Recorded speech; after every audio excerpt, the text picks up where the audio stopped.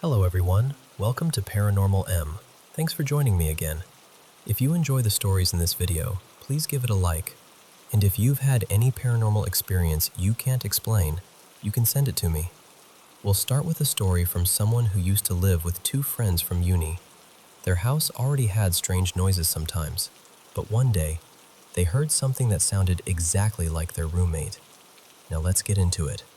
And I hope you sleep well tonight.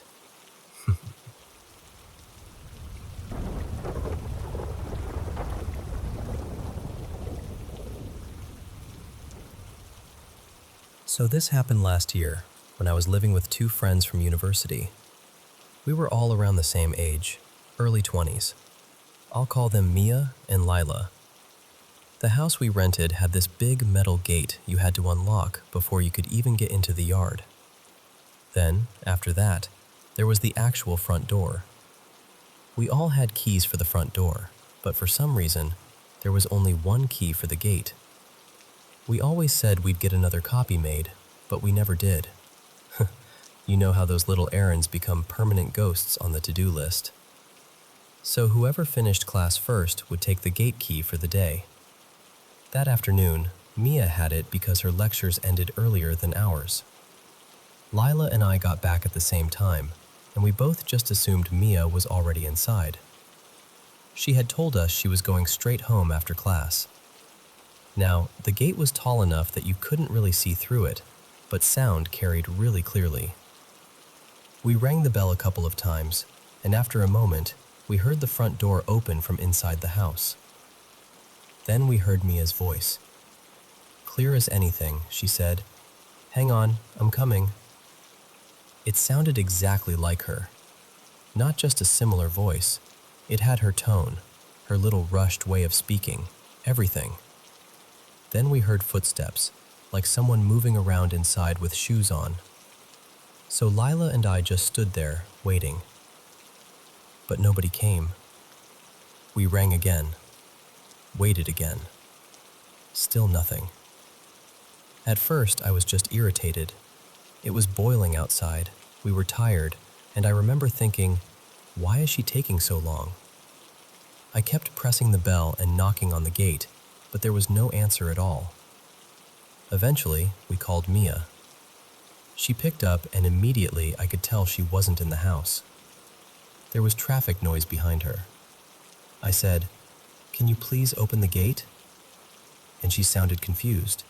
She said, "I'm not home. I went out to grab food. I'm walking back now." I looked at Lila, and she was already staring at me. My stomach just dropped. I asked her, "You heard that too, right?"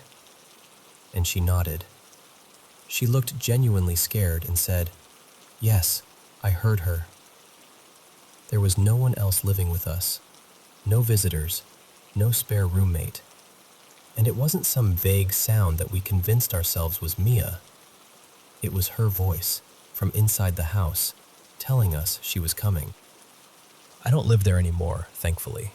But while we were there, strange noises were pretty common, especially when one of us was home alone. Doors shifting, footsteps, little sounds from rooms that should have been empty. But that day at the gate was different. That was the moment the house stopped feeling like a weird old rental and started feeling like something in there knew us well enough to pretend.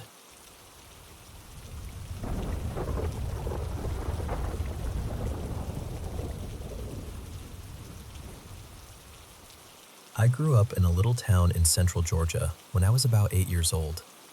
And when I say little, I mean the kind of place where everybody knew everybody. And if you sneezed on one end of town, somebody's aunt heard about it by supper. My best friend back then, I'll call him Clint, lived in this big white house at the top of a hill. It had this enormous yard, the kind that felt made for tossing a football around or playing baseball until the sun started slipping behind the trees. But the house itself always gave me a strange feeling. It was old, really old. People around town said it had been used as a hospital during the Civil War, and even as a kid, I understood what that probably meant. A house like that had seen things, heavy things. Some afternoons, Clint and I would ride the bus back to his place, and I'd hang out there until my parents got off work. My house was only a short walk down the road, and my mom worked nearby, so nobody thought much of it. That was just how things were in a tiny southern town. One day, we got to his house like usual. Clint had his own key, so he unlocked the front door. There was one of those glass storm doors in front of it, and I remember him opening both, letting us in, then shutting everything behind us. And he locked it. Not just the regular lock either. He turned the deadbolt. We went upstairs to his older brother's room, where we usually played with Legos and tried to sneak in a little time on the Xbox. I think we were playing Halo, or at least trying to, when I heard something downstairs. The front door unlocked. I knew that sound, that sharp little turn of the deadbolt. Then the glass door opened and closed. Then the main door shut after it. I looked over at Clint and said, "Is your dad home?" He didn't answer right away. His face had gone pale, and his eyes looked huge. "No," he said quietly. "He won't be home for another hour." Then we heard footsteps. Slow, heavy steps across the wooden floor downstairs. Then they started up the stairs. That was when we both lost it. We started screaming, because from where we were sitting, we could see the staircase. We could hear someone coming up, clear as anything. But there was nobody there. No shadow, no person. Nothing. Just footsteps. They came all the way up to the landing and stopped right outside the room we were in. For a few seconds, everything went still. Then the footsteps turned around and went back down the stairs. I moved away not too long after that, and I haven't seen Clint since. And look, I know there are ways to explain things when you're a kid. Old house, ghost stories, imagination running wild. Sure. But that doesn't explain why Clint heard it too. And even though it scared me half to death at the time, strangely enough, that wasn't even the worst paranormal thing I've ever experienced.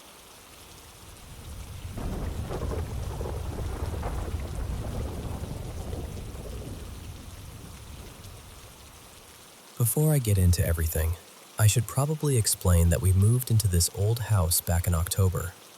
It's about 100 years old, so, as you can imagine, it creaks constantly.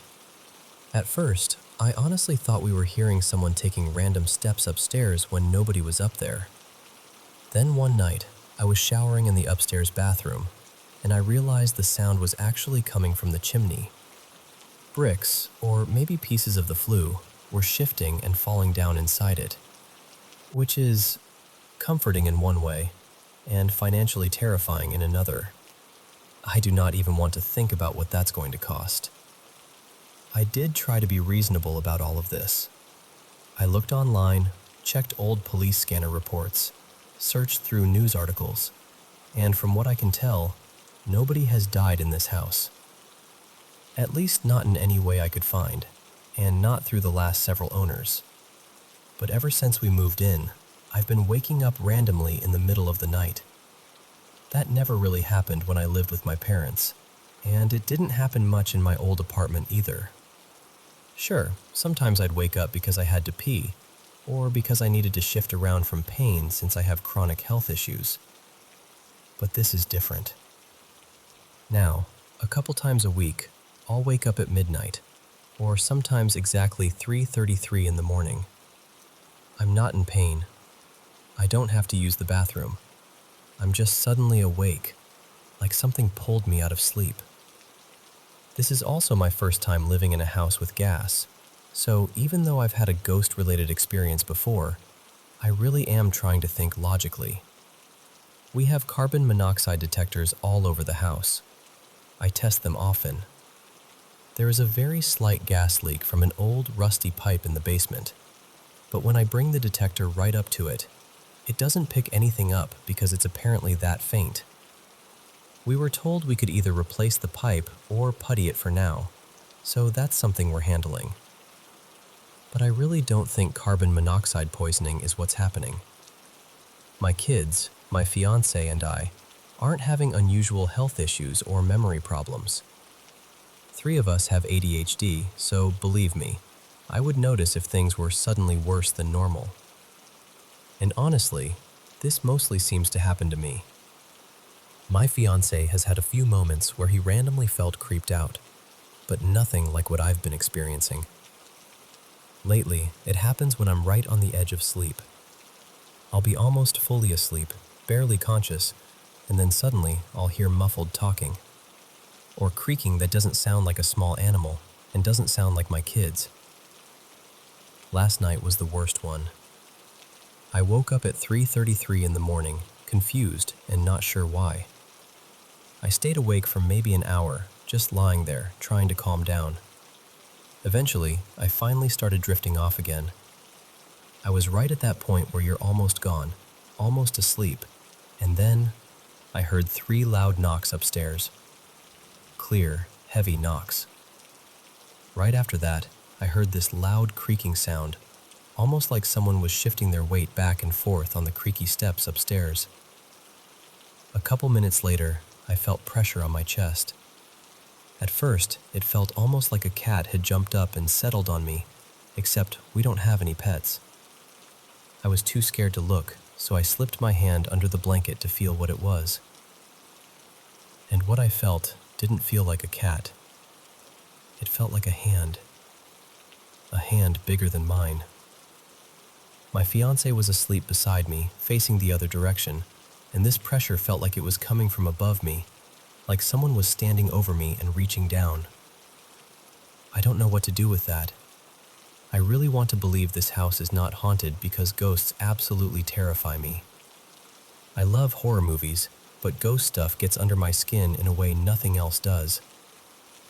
I'm the kind of person who can watch one ghost movie and then feel on edge for a month afterward. When we moved in, I saged the house. I make simmer pots sometimes. I burn protection candles every now and then. I've tried to make the house feel safe and peaceful, but now I feel like I need to do something different. The only other time I experienced something this creepy was when I was a child. And even then, whatever presence I felt never touched me. This time, it did.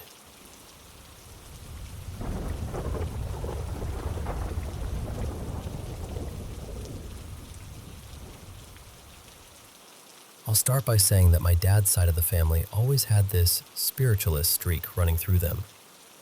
I never actually met most of them, but my dad used to tell me these incredible stories about things they'd seen or felt. And honestly, I hated hearing them. I've always been frightened of ghosts and ghost stories, not just a little uneasy either. I'm the sort of person whose eyes start watering if someone tells me about a scary encounter. Horror films make me tense up completely, and I'll sit there trying to explain everything away with logic, just so I don't have to really believe it. My dad used to reassure me by saying that I'd probably only see or hear things if my mind was open to it, and I truly believed mine wasn't. I was too scared. I kept that door firmly shut. But there's one thing that happened to me that I have never been able to explain away. This was back in 2006. I was staying at my boyfriend Daniel's house.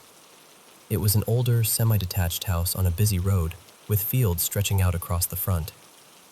He lived there alone with his dog, Jasper.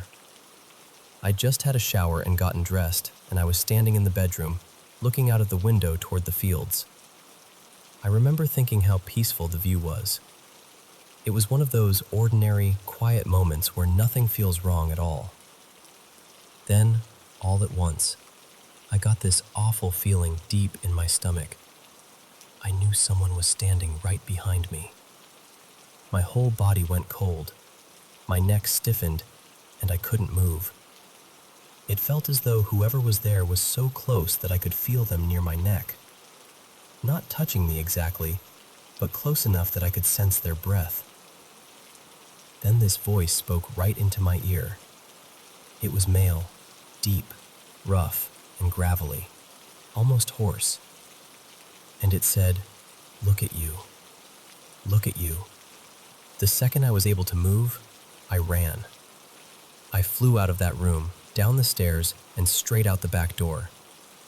Daniel was in the garden throwing a ball for Jasper. He looked completely startled when he saw me because I was hysterical. I could barely get the words out. What made it worse was that he said Jasper had suddenly stopped playing at almost the exact same moment. He'd just frozen and started staring up at the back of the house. The strange thing is, what happened to me had been at the front of the house. After that, I didn't want to stay there again. I had never felt anything in that house before, not once, but from then on, I was always on edge. Whenever I had to be there, I moved quickly from room to room, as though slowing down would give something a chance to notice me. About 6 weeks later, Daniel and I were in the garden when the neighbors started chatting to us over the fence. The conversation turned to the history of the houses, and Daniel mentioned that I thought I'd had some kind of ghostly experience there. That's when they told us something that still makes my stomach drop. They said they'd recently had an electrician working upstairs in their house, in the bedroom that would have lined up with the same room where my experience had happened in Daniel's house. He refused to come back. He didn't even want payment for the work he'd already done. He just wanted to leave. And the reason he gave them was that while he was working in that room, a man's deep, gravelly voice had spoken right into his ear and said, "Look at you. Look at you." The exact same words.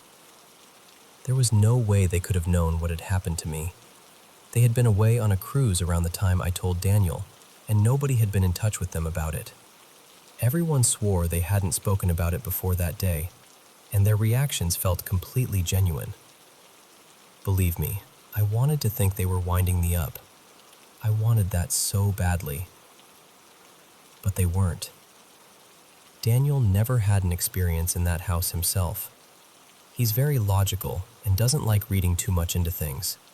But even he said that between the look on my face that day, Jasper's reaction, and then the neighbors telling us what happened to the electrician, he couldn't just dismiss it. I still don't know what it was. I don't know why it happened to me, or why it happened then. But I do believe that was my paranormal experience. I don't talk about it often, but I've never forgotten it.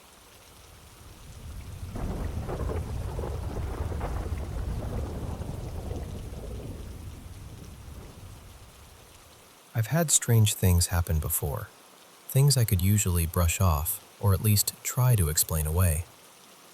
But this one genuinely left me unsettled, and honestly, I still don't know what to make of it.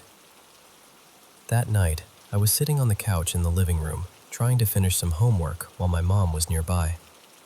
We live out in a canyon area, so there's a lot of wildlife around, and once it gets late, it turns pitch black outside.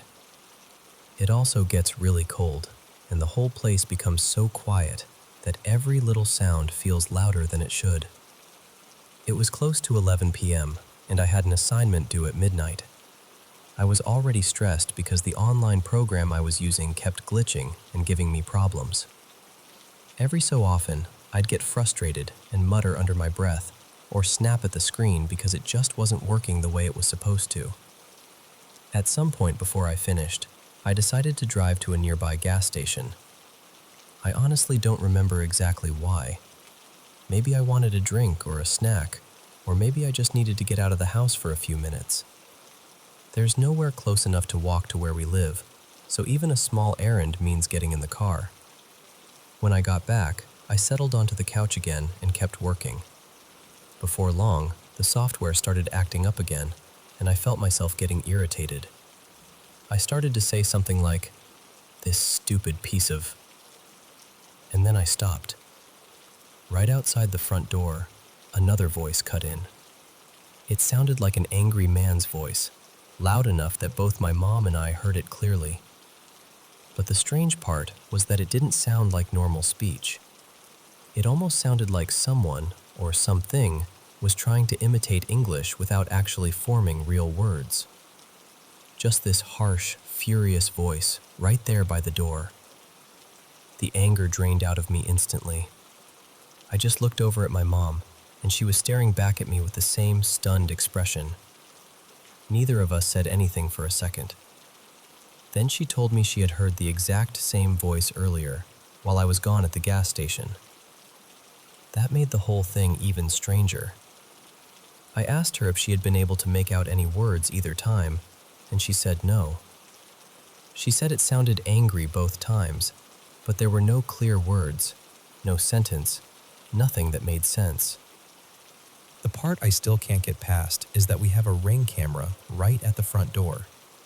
If someone had walked up, stood there, or moved around outside, it should have picked them up. But it never activated. Not when my mom heard the voice earlier, and not when we both heard it later. There was no motion alert, no recording, nothing. After that, the rest of the night was completely normal. Nothing else happened, and nothing like it has happened since. But I keep thinking about it because it sounded so close and so human, while somehow not human at all. And I still can't explain what was standing or speaking right outside our door.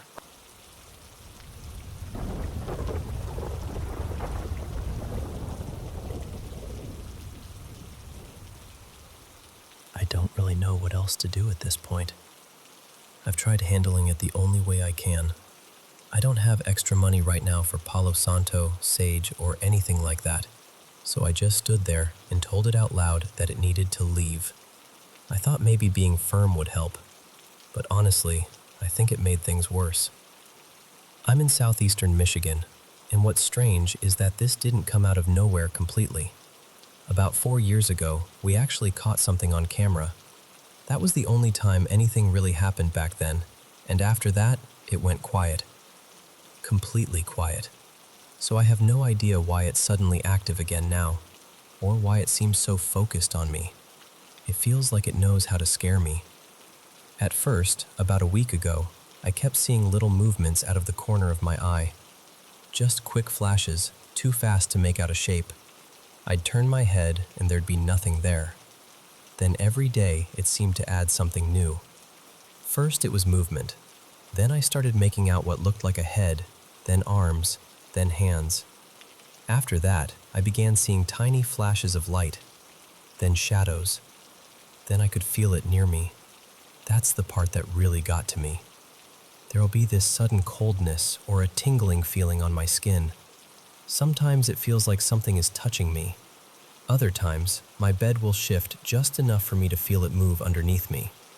And lately, when I'm upstairs in the kitchen, it sounds like a big, heavy man is charging up the basement stairs. Not walking, charging, like somebody is running at full speed right toward me. Now I'm seeing wisps, almost like mist, right in front of my face. It isn't just once in a while anymore. It's constant. Every day, all day. The noises keep getting louder too, like it's trying harder and harder to make sure I notice. Today was the worst it's been. I finally told it that if it kept scaring me, or if it tried to hurt me, then it was no longer welcome in my house. And whatever it is, it did not seem to like that. After that, everything got louder. I kept seeing it around me, or feeling it nearby. My bedroom is in the basement, which is where the activity is the strongest. And a little while ago, I was down there alone when it started up again. I tried to ignore it. I put my phone close to my face so I wouldn't have to see anything around me, and I turned the volume up so I wouldn't hear the noises. And then my phone started acting wrong. The sound distorted. The picture glitched. It was like something was messing with it right in my hands. My daughter, Leah, has seen it too. Sometimes she refuses to go downstairs at all. She calls it the white monster. But my son and my husband, nothing. They haven't had any experiences with it, not one. So I don't know what I did. I don't know why it seems angry with me, or why it keeps coming after me specifically. I just know I need help, because I'm scared and I'm tired. And the reason I believe it's something in this house is because none of this happens anywhere else. Only here. Only in my home.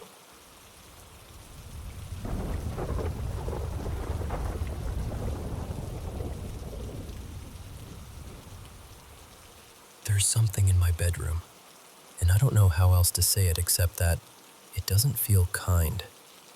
At first, I honestly thought it was one of my cats. My cats come into my room almost every night. I can feel them jump up onto the bed, move around a little, groom themselves, and then settle somewhere near my feet. They're quiet little creatures, and they seem to like being unnoticed. The moment I make it clear that I know they're there, they usually disappear or tuck themselves behind the blankets. But this is different. There's something else in the room with me. Something that tries to act like a cat, but it isn't one. I think it's been around for close to 2 years now. I can't really see it the way I see my cats, but I can hear it purring, and the feeling I get from it is wrong, heavy, unwelcome. I have this awful suspicion that it's connected to a man who hurt me in the past. It likes to touch my foot, especially when I'm trying to sleep. At first, I tried to ignore it, hoping that would make it stop. But lately, it has become more forceful. One night, it shoved my leg down against the bed so hard that it startled me awake. I got angry. I called on Jesus for protection, and that was when it showed itself. What I saw was a dark shadow, just the head and upper body hovering above me.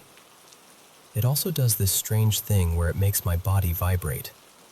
I know that sounds bizarre, but that's the closest way I can describe it. The vibration goes through me, and after a while it makes me feel sick. It wears me down. It's not just frightening, it's exhausting. I've seen it watching me too. At one point it appeared like a tiny man. Then it changed into something like a miniature cat, and then something almost like a mouse. It kept shifting, right in front of my eyes. That's one of the things that confuses me most. Why is it so small? Why does it keep taking on these little forms? Last night was worse. It pinned my leg to the bed and held me by the ankle. The pressure felt so real that I was sure I'd wake up with a bruise. There's something else, too. I can sense what feels like an opening, almost like a doorway or a portal. I don't know what else to call it. It feels as though something opened it, and sometimes I feel it pulling at my body. It's like being caught on a wave while I'm lying completely still. It wakes me up, and after a while, the pulling starts to hurt. I've searched for answers, but I haven't found anything that truly fits. Some of the pictures I've come across look close to what I'm dealing with. A few people have mentioned the Fae, or something like a duende, but I don't think that's what this is. It doesn't feel like a fairy or a trickster spirit. It feels paranormal, and darker than that. What unsettles me most is that I don't think it knows I can see it. I've watched it watching me, and I've seen it change shape right in front of me. When I reached for my phone to record it, it didn't really hide. It just stayed there, almost like it didn't understand what I was doing. And honestly, I think something in me has changed. I was never this aware of things before. I never noticed anything paranormal like this. But over the last year, it feels like something opened in me, like a door in my mind that I didn't ask to open. Some people might call it a third eye, I guess. All I know is that I've seen things I can't explain. Strange things, disturbing things, and whatever this is, it keeps coming back.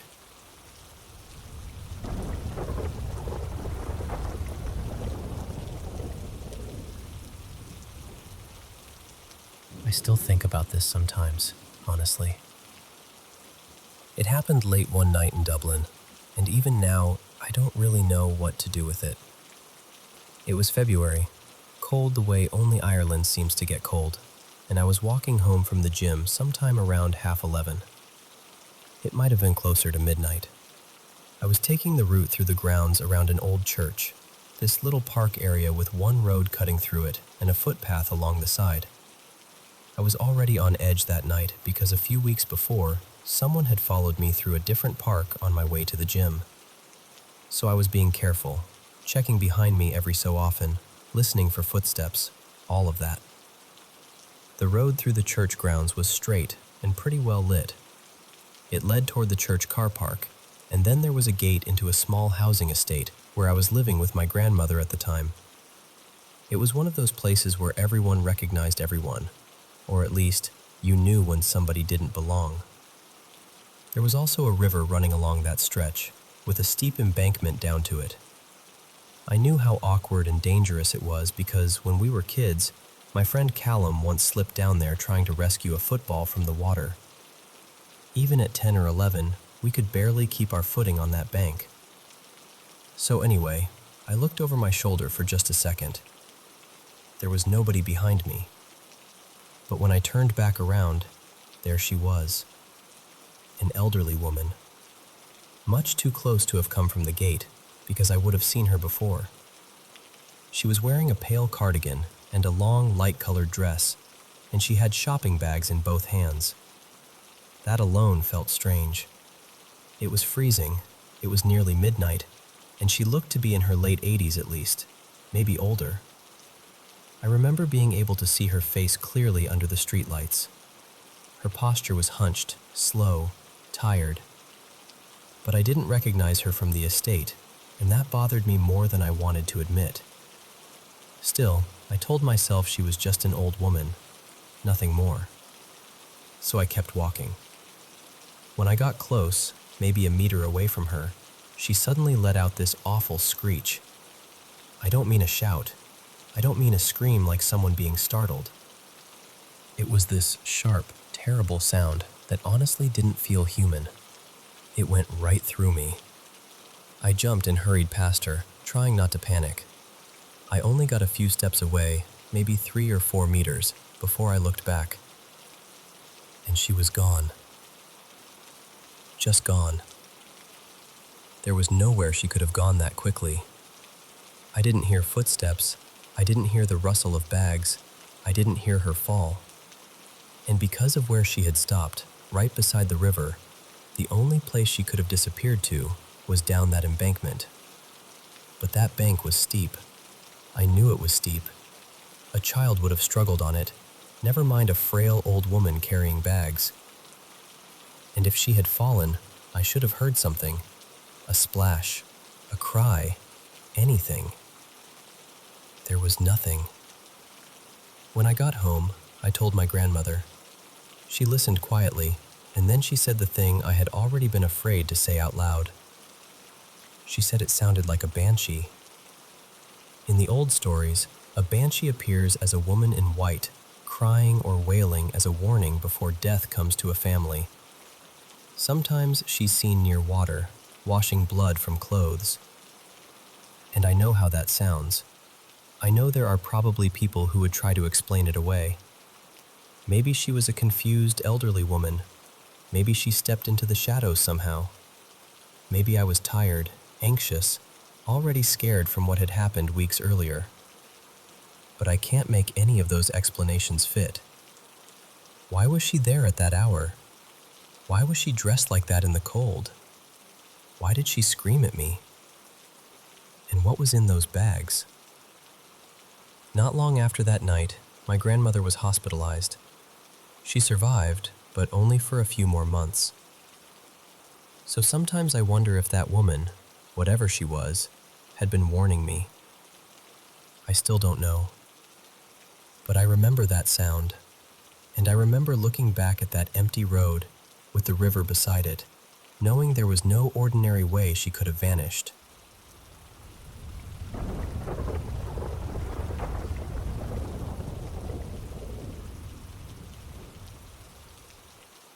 Growing up, I always knew our home felt a little crowded, even when everyone was asleep. The first time I really noticed something, I was about 12. I shared a room with my older brother, and my eldest brother was usually away during the weekdays because of national service. His room was this small, storage-like room near the toilet, right beside the kitchen area. One night, around 10, I went to the toilet. The door was open behind me, and I had my back turned when I suddenly felt something press into my back. It felt exactly like a finger. Not just a tap either. It poked me, then slowly dragged downward for about a second. I spun around right away, thinking my brother was hiding nearby and trying to scare me. I checked my eldest brother's room, but nobody was there. So I went back to our room and asked my older brother, "Did you just poke my back?" He looked at me like I was bothering him mid-game and said, "No, I've been playing League." That was when I went to my mom and told her what happened. She didn't look shocked. That made it worse. She just told me, very calmly, "Next time, don't acknowledge it." And that was the day I found out she believed there were two spirits living in our house. A few years later, when I was 15, my family went out for a day trip and I stayed home alone. I did what any teenager would do with an empty house, stayed up until 2 in the morning playing games.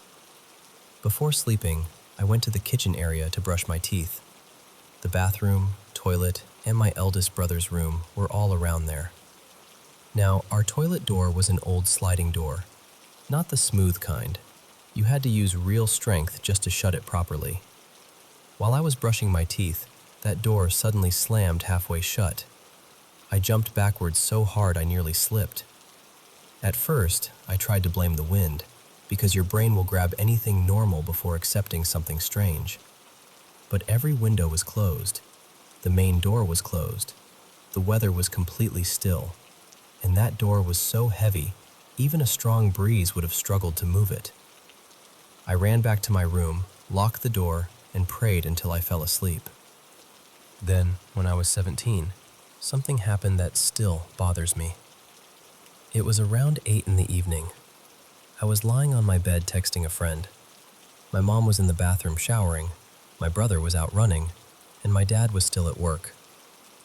Then, from the kitchen, I heard my mom call my name.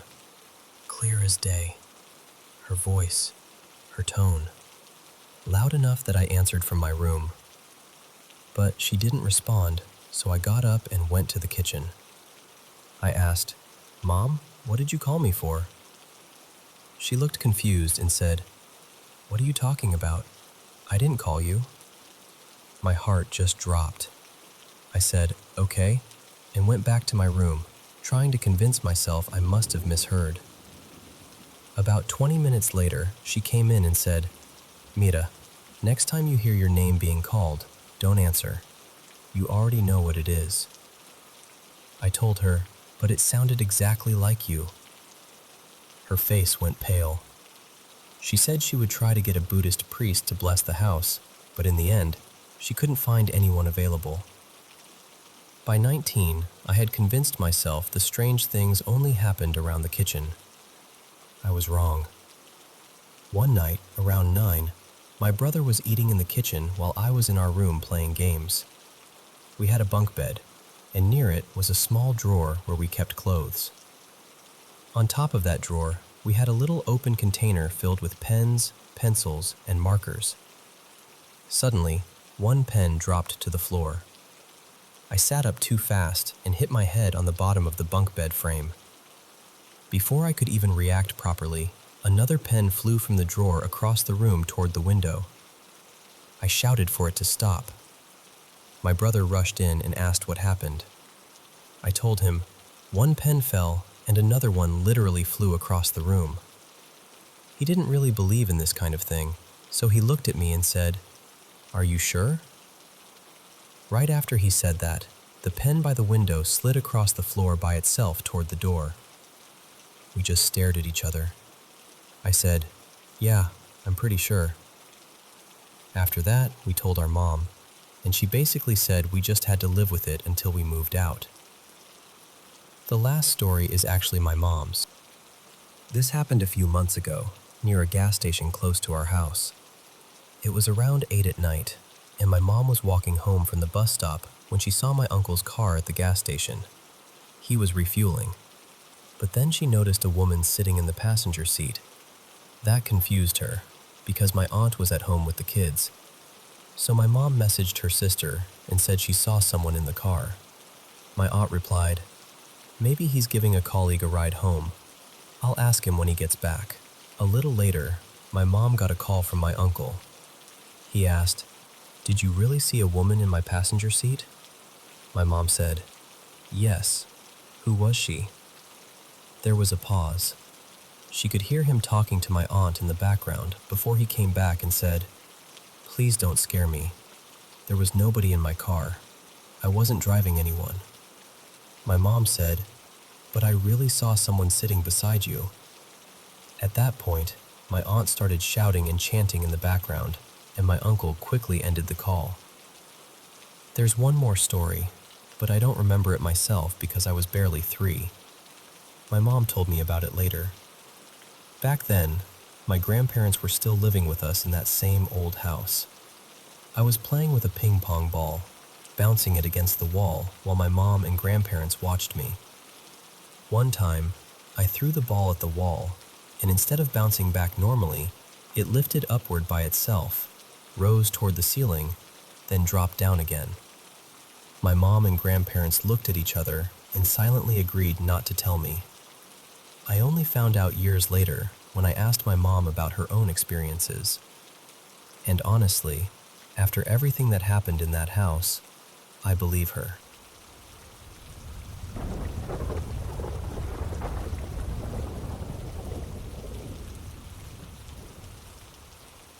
I want to tell you what happened last night because I still don't fully know how to explain it. Me and a few friends had been out for a while, and by the end of the night, everybody was starving. We finally settled on pizza, ordered some, picked it up, and figured we'd eat somewhere instead of just heading straight home. That's when one of my friends, Kainoa, suggested this park nearby. Now, this park is pretty secluded. At night, there usually isn't anyone there except maybe a few houseless people passing through. It's not the kind of place where you expect to see families or kids after dark. When we got there, the parking area was basically empty, except for what looked like an older couple slowly driving around, maybe looking for their dog or something. The park has 2 playgrounds. One is older and bigger, the one that's been there forever. The other is smaller, newer, and fenced in. We decided to hang out at the smaller one. At first, everything was fine. We were eating, joking around, messing with the playground equipment. My girlfriend was nervous about being there, and honestly, a couple of us were too. But after a little while, she seemed to relax. I even started having fun. I was sitting on this spinning thing, or swinging thing, I don't even know what it's called, and my friends were pushing me around on it. Then we started hearing noises. At first, it was easy to explain away. It could have been wind, or something moving in the trees, or maybe someone somewhere in the distance. But then, the sound changed. It started to sound like humming. Then it sounded more like singing. And almost immediately after that, I got this horrible feeling in my stomach. It wasn't just fear. It was this deep, heavy dread, like my body knew something was wrong before my mind could catch up. Kainoa heard it too. He was the one who had wanted to come to the park in the first place, and even he looked uncomfortable. Once he said he could hear the singing, we all pretty much decided it was time to leave. The thing is, we live in Hawaii. Most of us in the group are Hawaiian, born and raised here, and we grew up hearing these stories. So when you hear singing in a dark, empty place where nobody should be singing, you don't just laugh it off. You think about night marchers. In Hawaiian folklore, night marchers are spirits of ancient Hawaiian warriors who are said to walk the islands. The stories say that if you see them, and no one from your family line is among them, they can kill you. Other versions say that if you don't have Hawaiian blood, you're in danger. Either way, it's not something we take lightly. So we left fast. Everyone was shaken up. My friend driving backed out and we started getting away from the park. People in the car were talking about what we heard, trying to make sense of it, but I was still looking out toward the old playground. That's when I saw it. Near the older playground, maybe 10 or 15 yards away from where we had been, I saw a black figure. And I don't mean a person standing in a shadow. I mean I saw a dark figure in a lit-up part of the park. It shouldn't have looked that black. It was moving toward the car while we were already driving away. It didn't feel like, oh, maybe that's just some guy walking over. It felt wrong. I was the only one who saw it, but that wasn't even the worst part. As we kept moving, I looked toward the tree line, where these tall pine trees were, and I swear I saw more of them. Multiple shadow-like figures walking between the trees. After that, everything gets blurry for me. I barely remember the ride home. I know I was freaking out, but it feels like pieces of that drive are missing from my memory. And now, ever since that night, every time I dream, I see the same shadow figure. The one that was walking toward the car. That's what scares me even more, because I don't usually dream. Or at least, I almost never remember my dreams. But now this thing keeps showing up. My girlfriend has had supernatural experiences for most of her life, and she didn't see what I saw that night. But later, she asked me one very specific question. She asked, "Was it walking toward us?" When I told her yes, she got quiet. And honestly, that question has been messing with me ever since. I don't know why it matters so much whether it was standing still or walking toward us, besides the obvious reason that it's terrifying. But the way she asked made it feel like there was something more to it. I still don't know what happened to us at that park. All I know is that we heard singing where there shouldn't have been singing. We left because every instinct told us to go. And I saw something in that old playground that I can't explain. And now it keeps finding me in my dreams.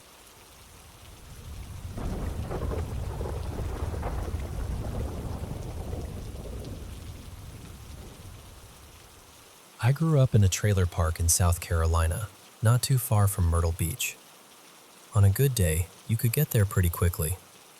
In the summer, though, forget it. The roads would get packed with tourists, and what should have been a short drive could stretch out forever. I was about 10 years old when this first happened. That night, the house was dark and quiet. My parents had gone next door to spend time at my grandmother's place. A lot of our family lived in the same trailer park, so going from one home to another only took a few seconds. Because of that, it wasn't unusual for me to stay home by myself, especially at night when the adults were hanging out, talking, drinking, and doing their own thing. I remember walking toward the kitchen to get a glass of juice. As I passed by my mother's bedroom, I noticed her door was open. The room was darker than the rest of the trailer. Not pitch black exactly, but dim enough that it made me slow down. At first, I was just going to keep walking. Then I saw something move.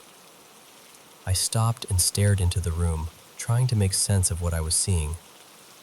After a moment, I could make out the shape of a person. But there were no features, no face, no clothes, no details at all. It looked like a human figure made entirely out of shadow. And it wasn't standing. It was crawling up the wall behind my mother's bed. The strange thing is, I didn't feel terror. I didn't feel like it hated me or wanted to hurt me. It felt more like it knew I was watching it. For a few seconds, we were just there together in that quiet darkness. Then it disappeared. I didn't scream. I didn't run out of the house. But I did hurry to the kitchen, grab my juice, and go straight to bed. Years passed, and eventually I pushed the whole thing out of my mind. Life moved on. My family ended up leaving South Carolina and moving north to Ohio for personal reasons. And once again, we lived in a trailer park. This trailer was nicer than the one I remembered from when I was little. It had a big yard, and the people who owned it before us, an older couple, had made some additions to it. There was a garage area that had been turned into a back bedroom, and another little room built onto the side of the house. The hallway was laid out pretty simply. My room and my brother's room were along the main stretch. The bathroom was near the end on the left. My sister Lacey had the sunroom as her bedroom.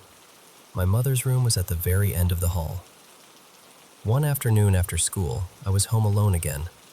My brother had gone off riding his bike around the trailer park, and I was heading toward my room to grab something. That was when I noticed my mother's door was open. Her room looked darker than it should have. Then I saw movement. I stopped, and that old feeling came back before I even fully understood what I was looking at. I focused on the doorway, and there it was again. The same figure. That same dark human shape with no face No eyes, no real edges, just a void in the form of a person. Only this time, it wasn't crawling. It was standing just inside my mother's room, near the head of her bed. Her bed was pushed against the wall in a way that, if her door was open, she could see straight down the hallway. And this thing was facing me. I say it was staring, but I couldn't actually see eyes. There was nothing there to look back at me, and somehow that made it worse. I could still feel it watching me. It was like pressure on my skin, like the air itself had leaned closer. I stood there looking at it, and it stood there looking at me. Again, I didn't feel hatred from it. I didn't get the feeling that it was about to attack me, but I did feel uneasy, deeply uneasy. It didn't feel safe. It felt aware. We stayed like that for maybe a minute or two. Then, just like before, it disappeared. Ever since then, I've kept my cross on. I only take it off when I shower. Maybe that sounds extreme, but after seeing the same figure twice, years apart, in 2 different homes, I'd rather be careful. I don't know what it was. A spirit, a shadow figure, something attached to my family, or something else entirely. But I don't want it brushed off as my imagination, because I know what I felt. I felt it watching me. And even though I wasn't exactly afraid, I knew one thing very clearly. Whatever it was, it didn't feel completely harmless.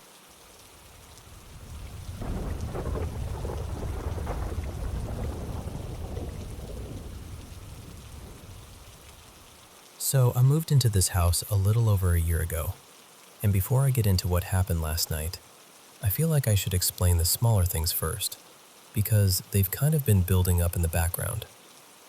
Not long after I settled in, my smart speaker started doing this strange thing where it would randomly play old soul records and soft jazz by itself.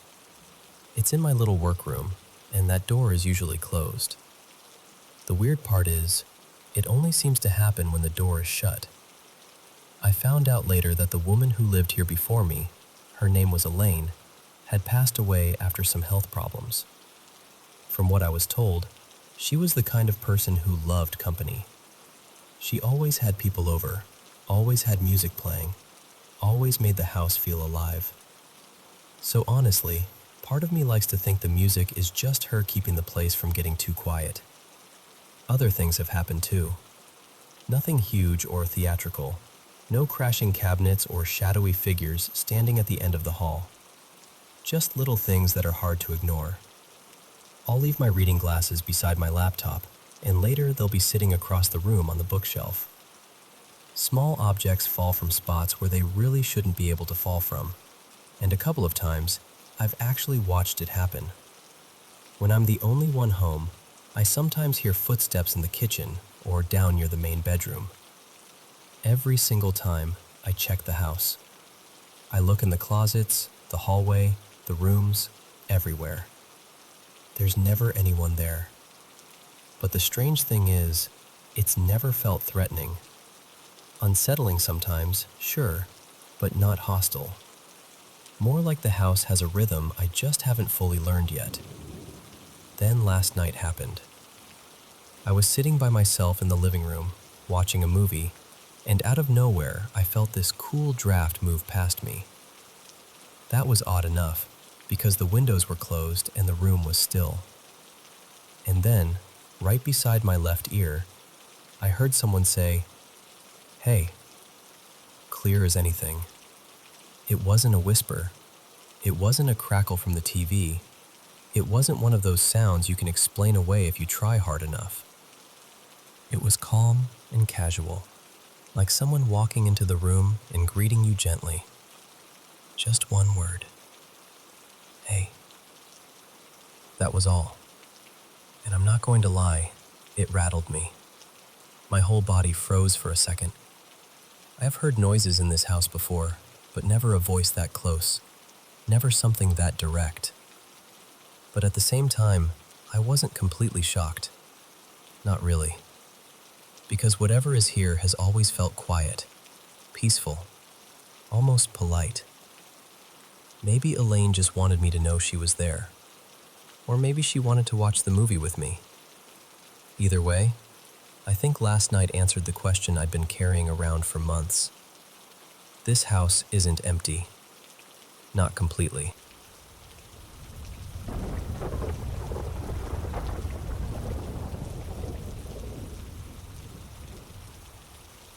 I'll be honest with you.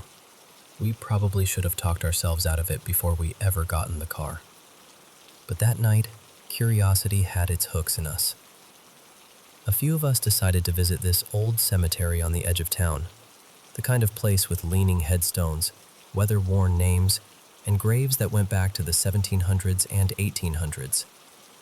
A lot of the people buried there were old Quaker families, and during the day, the place felt quiet in a peaceful way. At night, though, it felt completely different. We brought an Ouija board with us. By the time we arrived, the sky had gone dark enough that the trees looked like one solid wall around the cemetery. We found a small cluster of old tombstones and set the board down carefully between us. Before any of us touched it, my friend Mason said we should say something first, just to be respectful. So we did. We said, "We invite only spirits who mean no harm. If you bring lies, anger, or malice, you are not welcome here." Then we placed our fingers on the planchette and asked the simplest question we could think of. "Is anyone here?" For a while, nothing happened. The planchette didn't twitch. Nobody spoke. We just sat there in that heavy silence waiting for something, anything. After about a minute, I could feel everyone's excitement starting to drain away. It felt like we had built the whole thing up in our heads, only to sit in the dark with a piece of cardboard. Then we heard it. A deep, metallic sound came from somewhere beyond the graveyard, out in the woods. It sounded like someone had struck a gong. Not a branch snapping, not an animal, not something falling. It had this round, ringing quality to it, loud enough that every single one of us froze. Nobody laughed. Nobody tried to explain it right away. We were all just staring toward the trees. After a minute, one of us asked out loud, "Are you trying to answer us?" Then Mason asked, "Can you not use the board? Is that sound how you're speaking?" And then it happened again. The same low, echoing gong sound rolled out from the woods. That was when the whole mood shifted. It didn't feel like a game anymore. It felt like something had noticed us. For several minutes, we sat there, barely breathing, waiting for it to happen again. The sound stopped for a while, and we started convincing ourselves that maybe whatever it was had moved on. Maybe it was some weird piece of metal in the woods. Maybe a person. Maybe our nerves. We were just about ready to pack everything up. Then the gong sounded again, but this time it was farther away, fainter, and it rang twice. That was enough for us. We grabbed the board and hurried back to the car. Once we were inside, with the doors shut and the cemetery behind us, we pulled the Ouija board out again, trying to make sense of what had just happened. That was when I noticed something that made my stomach drop a little. The planchette didn't have the clear glass or plastic window in the middle. It was either broken, badly made, or just some cheap fake version. So there we were, sitting in the car, realizing that if something had been trying to communicate through the board, the one piece it needed might not have even worked properly. On the drive home, none of us could stop talking about the sound. We had been to that cemetery during the day before, and we had walked near those same woods. We never heard anything even close to a gong. No church bell, no wind chime, no metal gate, nothing. Then Mason said something that honestly stuck with me. He said maybe we really did invite something in, but because the planchette was broken, it couldn't answer us through the board, so it used the only thing it could. That sound in the woods. And I know how that sounds. I know there are probably people who can come up with practical explanations. But in my mind, that is still the explanation that feels the closest to what we experienced. I've never had anything like that happen before. Not before that night, and not since. So I keep wondering, was Mason right? Did we actually reach something, only for it to answer from the trees instead of the board? And the bigger question is, should we ever go back with a working board and try again?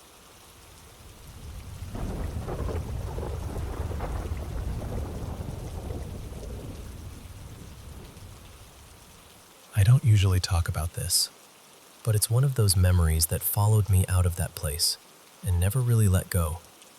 Back then, I was a former military detainee, and this happened during my last few days inside a regional military prison. Time didn't move normally in there.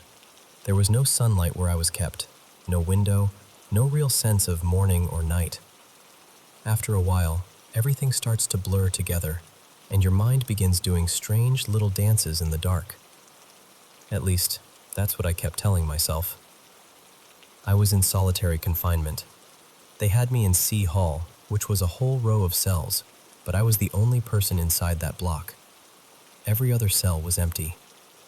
No footsteps, no coughing, no voices. Just me, those steel doors, and a kind of silence that felt alive. Across from C Hall was D Hall. That was where they kept the other prisoners, mostly the ones being questioned. Sometimes I could hear a door slam from over there, or the low shuffle of boots, but it was far enough away that nothing should have sounded clear. Then, a few days before I was supposed to be released, things changed. It started with whispers. At first, I thought it was my imagination. They were soft, almost like breath moving past my ear. I couldn't catch everything, only pieces. Why did they leave me here? I never confessed. Those words sank into me. They didn't sound like they were coming from another hall. They didn't sound like echoes either. They sounded close, almost personal, like someone was leaning over my shoulder and speaking just for me. I tried to explain it away. I really did. No sleep, no daylight, too much time alone. Solitary can twist your mind into knots. So I told myself that was all it was. Stress, darkness, isolation. That explanation helped for a while, until the banging started. One night, after the guards took me out for a short smoke break, they brought me back to my cell. Same as always, C Hall was empty, just rows of unused cells fading into the dark. A little while later, the silence cracked open.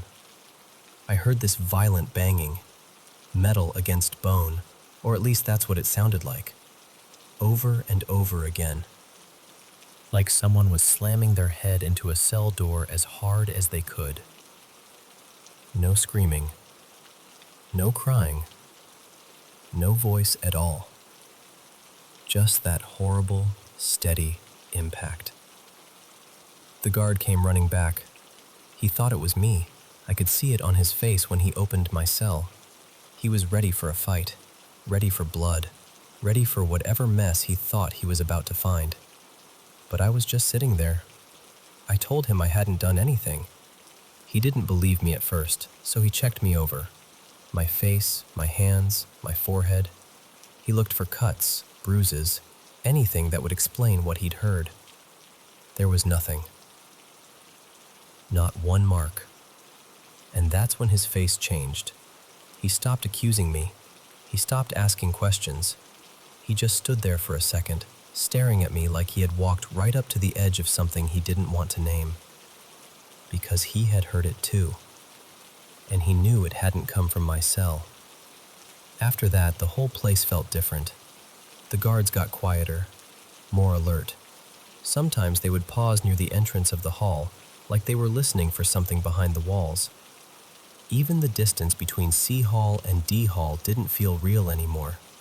It felt thin, like whatever was moving through that place didn't care about locks or concrete or steel. That hall didn't feel empty after that. It felt crowded. Maybe it really was my mind breaking under the pressure. Maybe the darkness and the silence had finally gotten to me. I've asked myself that more times than I can count. But then I remember the guard's face. I remember him hearing it too. And I think about places like that. Places where people disappear behind doors. Places where pain gets swallowed by walls. You start wondering how many men passed through those cells. How many never made it back out? How many had something left to say, but nobody was there to hear it? And sometimes, when the night is too quiet, I still think about those whispers. I think maybe some stories don't end when a person dies. Maybe they just keep looking for someone willing to listen.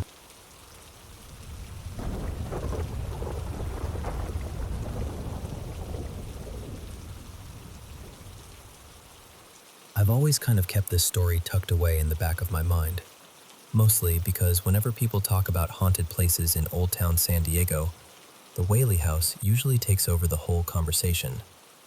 And honestly, I get it. That place has earned its reputation.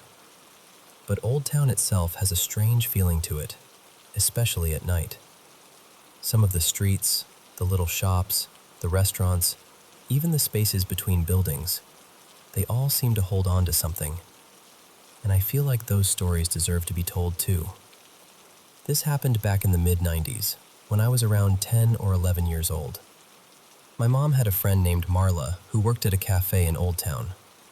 One night, Marla's car was getting repaired, and since we didn't live too far away, my mom agreed to pick her up after her shift. I remember it being late, maybe around 10:30, maybe closer to 11. Time gets a little fuzzy when you're remembering something from childhood, but I know it was dark, and I know Old Town felt very quiet by then.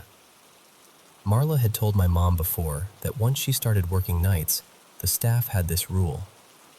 Nobody left alone after closing. Not the servers, not the cooks, not even the people who had worked there for years. At first, I thought that was kind of dramatic. I was a kid, so I figured adults were just scaring each other or passing around ghost stories to make the night shift more interesting. But when we got there, I noticed right away that nobody was laughing. Marla was standing near the front, waiting for the last couple of kitchen workers to finish closing up. She asked us to wait with her until everyone came out. I remember looking toward the back of the cafe, where the kitchen was, and it just felt heavy somehow. Not scary in a movie way, more like the air had stopped moving. Then, out of nowhere, one of the last cooks came running out from the back. And I mean running. He didn't jog. He didn't walk fast. He came out like something was right behind him. Another employee quickly locked the gate, and I just stood there staring. I hadn't seen anything. Nobody else was back there, at least not that I could tell. So I remember thinking, what is he running from? A few seconds later, we heard this enormous crash from inside the kitchen. It sounded like every pot, pan, tray, and metal rack in the place had been thrown onto the floor at once. It was so loud that I felt it in my chest. That sharp, metallic sound just exploded through the quiet street. My first thought was that the cook was going to get in trouble. I assumed he had knocked something over, or maybe he hadn't stacked things properly before leaving. But Marla just looked at us and said, "That happens all the time." She told us that whenever the staff heard that crashing noise and went back to check, nothing would be out of place. No pans on the floor, no broken dishes, no fallen racks. Nothing. And somehow that made it worse, because the sound was real. I heard it. My mom heard it. Everyone standing there heard it. But apparently, there was never anything there to explain it. Marla said things did move around sometimes, and one of the cooks had supposedly had something thrown at him before. After seeing how scared that man looked when he ran out, I believed her. Then, while we were still standing there trying to process what had just happened, car alarms started going off up and down the street. One after another. No one was touching the cars. Nobody was walking around pressing buttons or shaking doors. They just started blaring all at once, filling the whole street with this horrible noise. Marla said that happened sometimes too, usually around the time the Whaley house was closing up. I've never forgotten that night. Not because I saw some shadowy figure or heard a voice whisper my name or anything like that. It was the opposite, really. It was the fact that we heard something so physical, so heavy, so impossible to ignore, and then there was nothing there. That sound has stayed with me for years, and ever since then, whenever people talk about the Whaley house, I always think, yes, but the whole neighborhood has stories. Old Town doesn't just have one haunted building. It feels like the whole place remembers.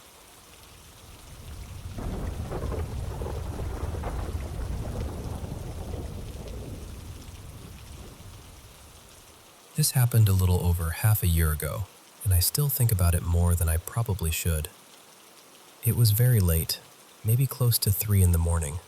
I was in my room by myself with the lights off, and the only glow came from my phone screen. The whole place was quiet in that strange nighttime way, where even the air feels like it is listening. I had this small canister of an inhalant with me. I know that already sounds bad, and honestly, I do not have some deep reason for it. I think I was just curious. Restless, maybe. I decided to try it. At first, it was nothing dramatic. Just this light floating feeling, like my thoughts had loosened a little. But then something shifted. My body started feeling far away. Not gone exactly, but distant, like I was sitting a few inches outside of myself. My fingers felt numb and strange, and when I moved them, they did not feel completely like mine anymore. The room did not spin, and it did not blur the way I expected it to. It was more like the edges of everything softened. The walls, the shadows, even the silence. Reality felt thinner somehow. Then I looked down at my hand, and there was something in my palm. At first, I thought my mind was just misfiring. But the longer I looked, the clearer it became. It was tiny, about the size of a piece of candy, and almost see-through. It looked like it was made of glass or water, with this soft little square body that gently wobbled when it moved. It had 2 small eyes, a tiny mouth, and this strange, tender presence. I do not mean warm to the touch. I mean it felt warm emotionally, like standing near someone who trusts you completely. It looked up at me, and then, in the softest little voice, it said, "Papa." I know how that sounds, I know, but I swear it did not feel like I made it up. The voice was not exactly in the room, but it was not just a thought either. It landed inside my mind with the weight of something real. I froze. The little thing shifted in my hand, almost like it was shy or uncomfortable. It wiggled a little, the way a small child does when they are trying to stay still but cannot. For some reason, that detail has stayed with me the most. It made it feel alive. Not like a random image, not like a dream. It felt like it was there with me. And the strangest part is that I was not afraid. I felt responsible for it. I felt like I needed to keep it safe, like it had chosen me for those few seconds. Maybe it was only seconds. Maybe it was longer. I honestly lost track of time. Everything else disappeared. There was no room, no night, no phone light. Just me and this tiny glass-like creature resting in my hand. Then, all at once, it vanished. No fading, no dissolving, no slow goodbye. It was just gone. The second it disappeared, everything came rushing back. My body felt heavy again. The room felt solid. My heart started pounding so hard it actually scared me. I kept staring at my palm, opening and closing my hand, hoping it would come back. But it did not. Since that night, I have not been able to let it go. Not because it frightened me. It is more painful than that. I miss it. I tried to recreate everything. Same room, same hour, same darkness, same quiet. But nothing happened. And honestly, I do not even care about chasing the feeling anymore. I just want to see that little creature again. I know it sounds impossible. I know it sounds like something my brain invented under the influence. But it felt too specific, too personal, like it came from somewhere, and for a moment, it found me. Has anyone else ever experienced something like that? Something that felt real, that noticed you, that interacted with you, and then disappeared without a trace? And does anyone know if there is any way to see something like that again? Because I miss him. And some part of me still feels like he is out there somewhere.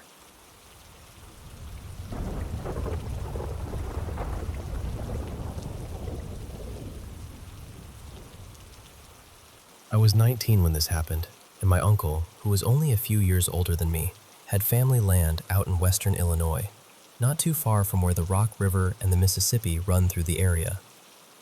Their place sat out in farm country, with a pond behind the house and maybe a dozen acres of woods stretching beyond it. People around there had always said strange things about those woods. They talk about bad feelings, heavy energy, that kind of thing. Some of them refused to go in at all. But my uncle and I never really paid attention to that. In the summer of 2020, when everything had shut down, we decided to build a little shelter near the pond, right on the edge of the trees. It was July, warm and green and quiet in the way summer can be. For about 2 weeks, we camped out there. We cooked over fires, built up our little spot, made up games, and just lived outside. Honestly, it felt perfect. I wasn't scared of anything. I'd spent enough time outdoors to know the usual sounds, the frogs, the birds, the insects, the animals moving around.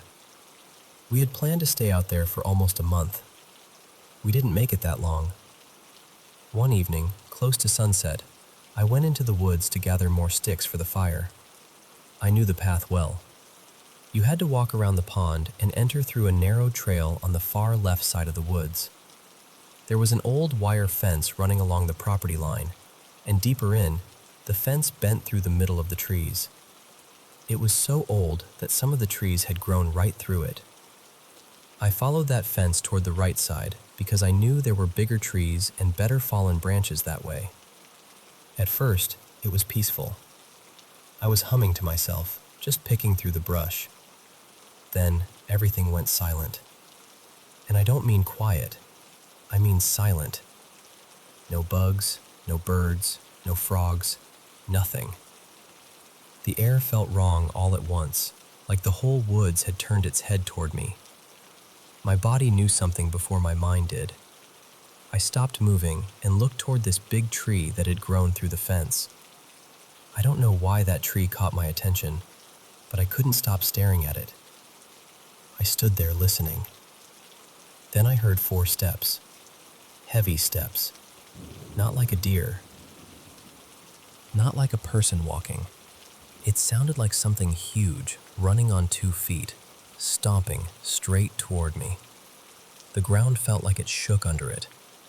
It was so loud that my first thought, ridiculous as it sounds, was that it had to be something the size of an elephant. But there was nothing there. The sound came from right behind that tree, and it was coming at me. I froze. Completely froze. I could feel anger coming from it, like whatever it was didn't want me there.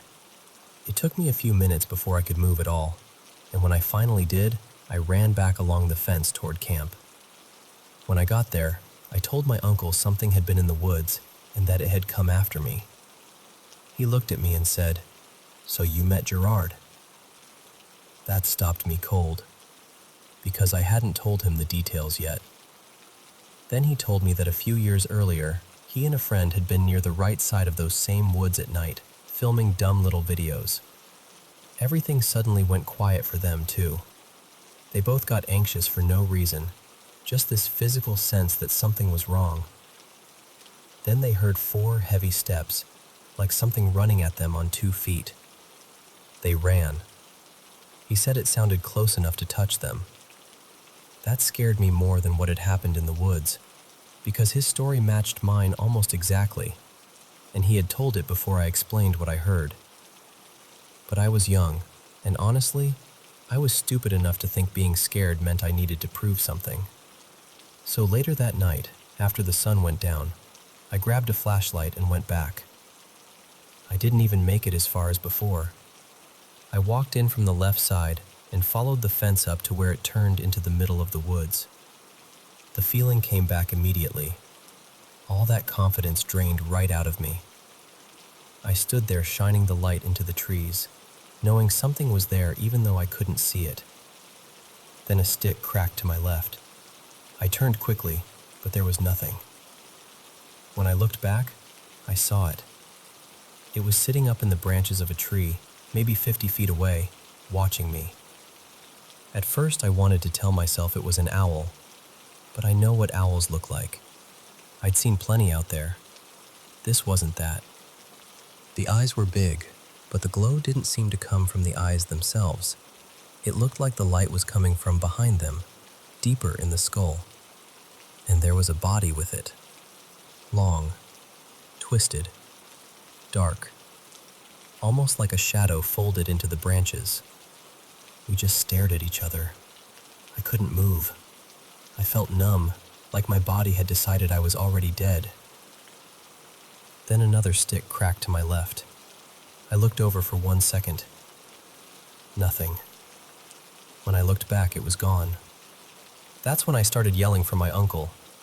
I screamed for him to come get me. He called me an idiot, which, to be fair, I was, but he came. I couldn't turn my back on the trees, so I walked backward the whole way out while he led me. When we finally got back to camp, he sat me down and told me not to mess with it again. He was serious. He said whatever was out there wasn't something to challenge. And I know how this sounds. I know it sounds childish or exaggerated, or like something someone made up around a fire. But I know what I heard. I know what I saw. And even years later, when I see woods, I still feel that same tightness in my chest. I can't look at those trees the same way anymore.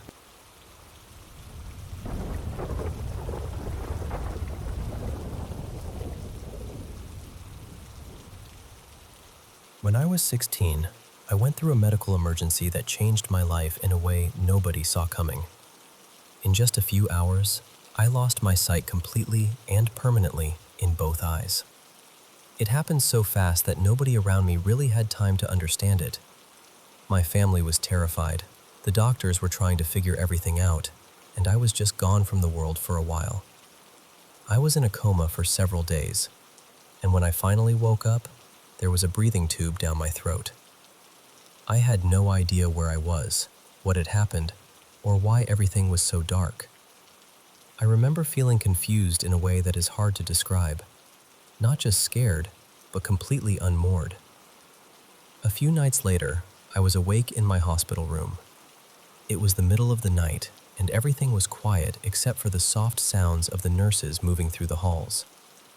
My mom and my older brother were asleep nearby, and I was lying there in pain, trying to make sense of this new reality I had been dropped into. Then something in the room changed.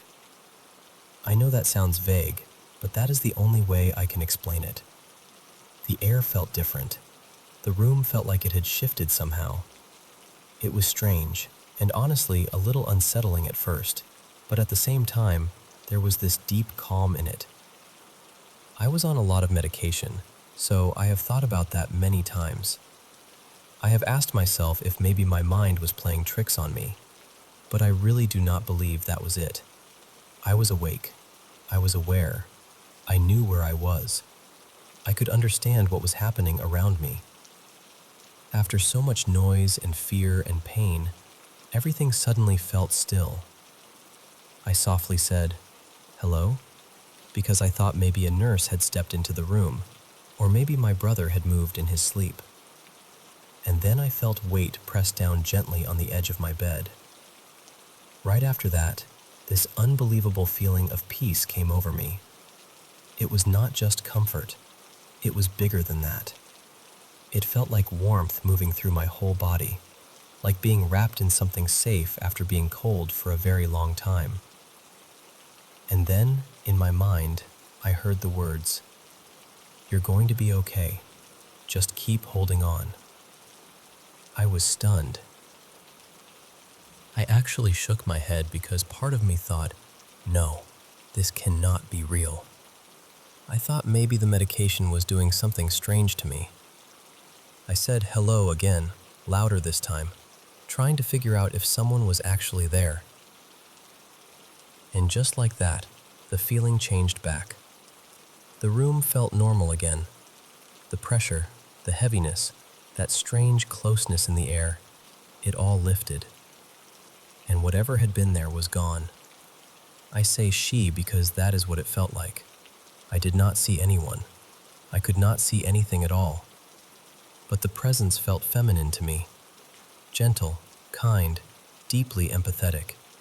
Like someone who understood exactly how frightened I was and came close just long enough to help me breathe again.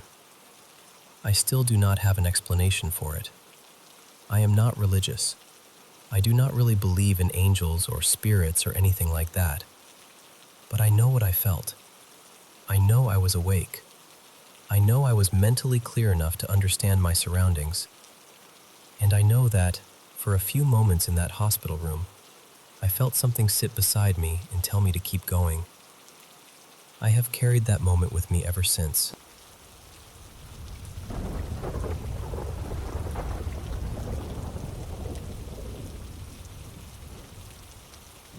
Hey, I want to tell you about something that happened to me when I was 17. And honestly, even now, I still can't fully explain it. At that point in my life, things at home were really bad, and I ended up staying in a youth shelter. It was in this old heritage house, the kind of place that already feels like it's carrying a lot of history. I wasn't partying, I wasn't using anything, and I wasn't on medication either. I was working long shifts, keeping my head down, and trying to save enough money to eventually get a place of my own. The house had 3 levels, but most people stayed upstairs. That's where the kitchen was, the staff office, the common room, all of that. Downstairs, in the basement, it was quieter. There was a bedroom down there, a laundry room beside it, and this tiny sitting area with a couple of worn couches and an old landline phone. That basement ended up being where I slept.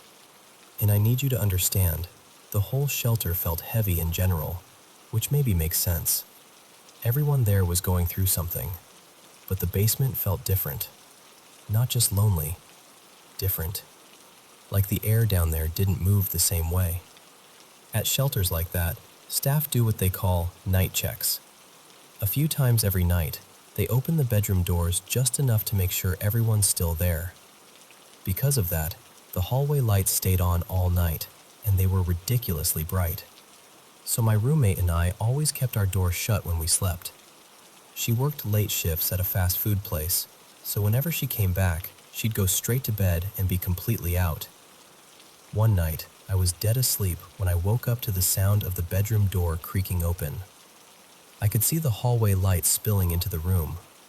At first, I kept my eyes closed, thinking it was just staff doing a check, and they'd close it again in a second. But they didn't. So I opened my eyes and pushed myself up a little. The door was cracked open, but there was nobody there. I looked over at my roommate, thinking maybe she'd just come in, but she was deeply asleep. Hadn't moved. I remember thinking it was weird, but I was exhausted, so I told myself staff must have forgotten to shut the door. Then I felt the bed dip beside me. Not imagined it. Not thought I felt it. I felt someone sit down on the edge of my bed. I shot upright, and that's when I saw her. She looked like a little girl, but not really. It was like she was shaped like a child, but everything about her felt wrong. She was so dark she almost blended into the room, like a figure made out of shadow, except I could still see her clearly. There was something slick and black about her, almost like her skin or clothes caught the little bit of light in this strange, metallic way. Her hair looked pinned or smoothed back, and her eyes, that's the part I'll never forget. They were this yellowish color, and they were locked on me so intensely that I felt frozen. I couldn't make sense of what I was seeing. I rubbed my eyes. She was still there. I thought maybe I was dreaming, so I pinched myself. I touched the wall beside my bed just to ground myself, and it was cold and solid and real. Then she leaned closer and placed her hand on my knee, and I felt it, clear as anything, like a real person touching me. That was the moment pure fear hit me. I can't even dress it up for you. It wasn't just that I was scared. It was this overwhelming certainty that whatever was sitting there meant me harm. The only thought in my head was, she's going to kill me. I didn't know what else to do, so I lay back down, shut my eyes, and counted to 30. I told myself that when I opened them, she'd be gone. She wasn't. The door was still cracked open. I got out of bed, went upstairs, got a glass of water, and stayed awake until daylight. I didn't even try to sleep again until the sun was fully up. A couple of days later, I transferred to another shelter. The night before I left, I went to use the landline in the basement and noticed it wasn't connected anymore. That unsettled me too, because I'd seen another resident using that phone all the time, almost every day. Maybe it meant nothing. Maybe it was broken for a while and I just hadn't noticed. But even now, part of me wonders. A few years later, when I was 21, one of my close friends started working at that same shelter as a youth worker. One night, we were talking about paranormal stuff, and she told me there was one area in that building that made her feel deeply uneasy. She said there was a room down in the basement that she hated passing, and that every time she went near it, she had the urge to hurry by and never look inside. I asked her, was it the room beside the laundry room? And of course, it was. When she said yes, I told her what happened to me. Not long after that, she left that job because she couldn't shake the feeling that something truly awful had happened in that basement. So that's my story. I still don't know exactly what I saw that night. Maybe there's an explanation I'll never find. But deep down, I believe I came face to face with something dark in that room, and I've never forgotten the way it looked at me.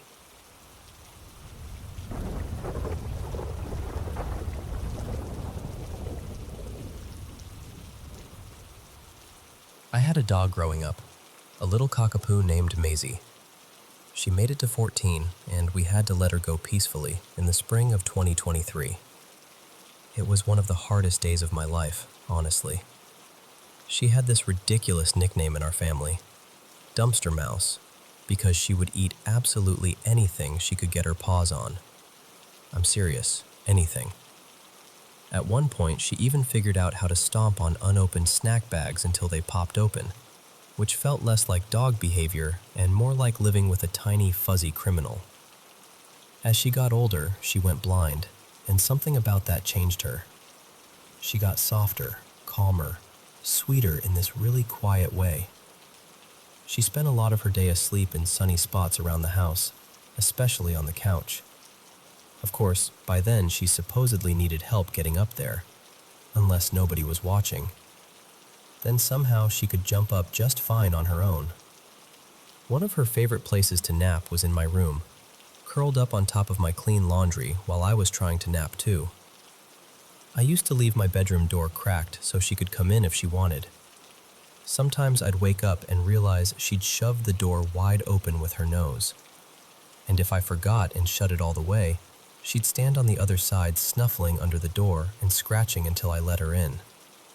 Back then, I'll admit, it drove me crazy sometimes. Now I would give anything to hear it again. A few weeks after she died, I was trying to take a nap in my room with the door completely closed. I was half asleep when I slipped into sleep paralysis, which happens to me sometimes. It's always awful. I had my eyes shut, but I could hear things, feel things, creepy laughter, the sensation of someone tugging at my hair, even that horrible pressure like I couldn't breathe. Usually, if I can force myself to pray out loud, it starts to break. But that time, I didn't have to. I heard this soft, familiar snuffling at the door. Then I heard the door swing open hard enough that the knob hit the wall. A second later, I heard the little click-click of paws on the floor, and then the rustle of fabric, like she was settling herself into the laundry basket the way she always used to. And just like that, I snapped awake. I could move again. Everything stopped. Of course, the second I fully came to, I remembered she was gone. The door was still shut. The room was dark. Nothing had moved. I'm not saying with certainty that my dead dog chased off whatever was happening to me. It could have just been my brain reaching for something safe and familiar when I was terrified. But I also can't completely say it wasn't her. And honestly, I like to believe that maybe the souls of our dogs stay close for a little while. Maybe they linger, checking on us, keeping watch, before moving on to wherever it is we all go. I really hope that's true.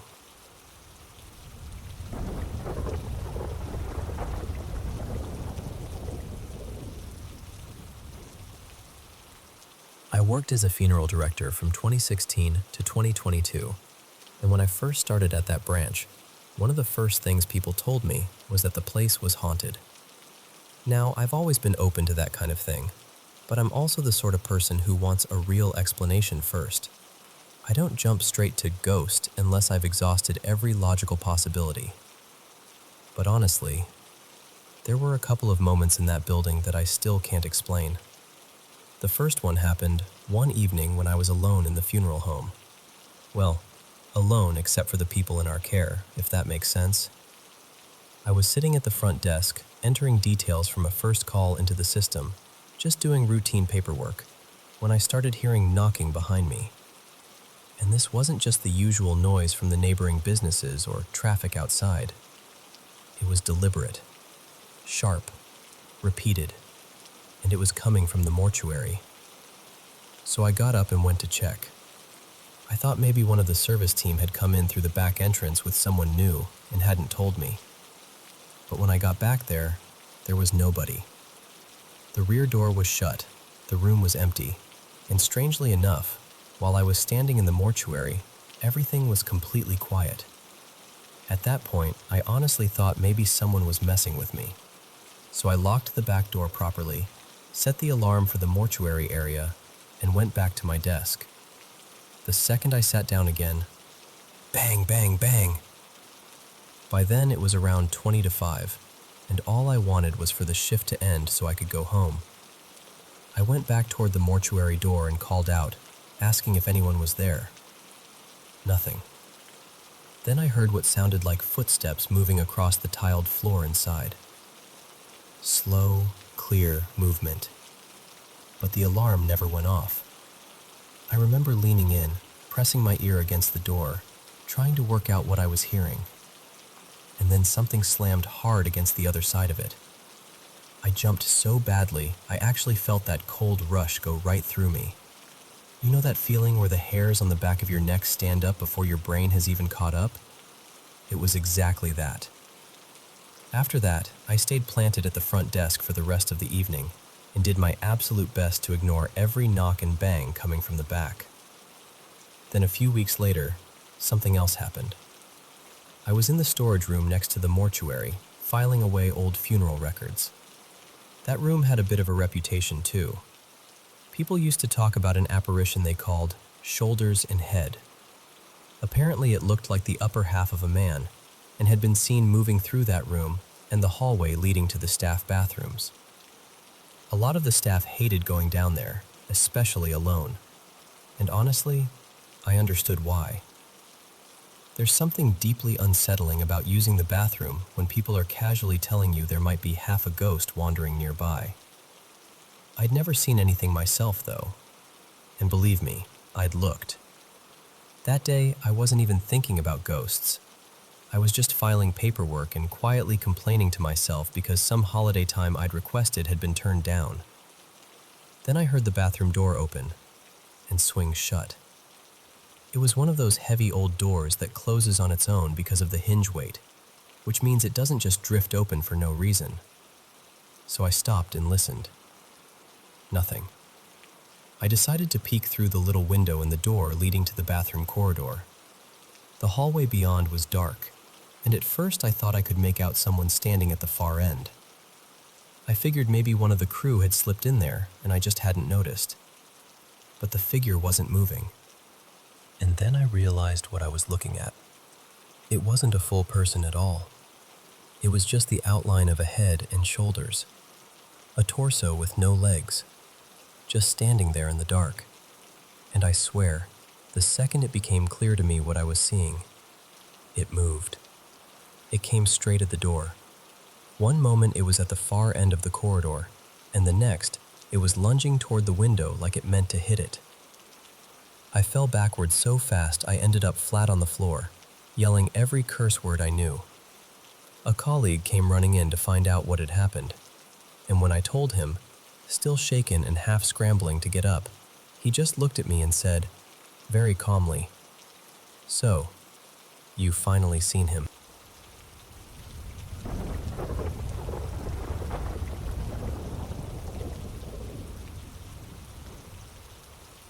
I live in this beautiful old house that was built sometime in the late 1800s, and honestly, it has so much charm. It used to belong to my grandparents, and after they passed, it was left to me.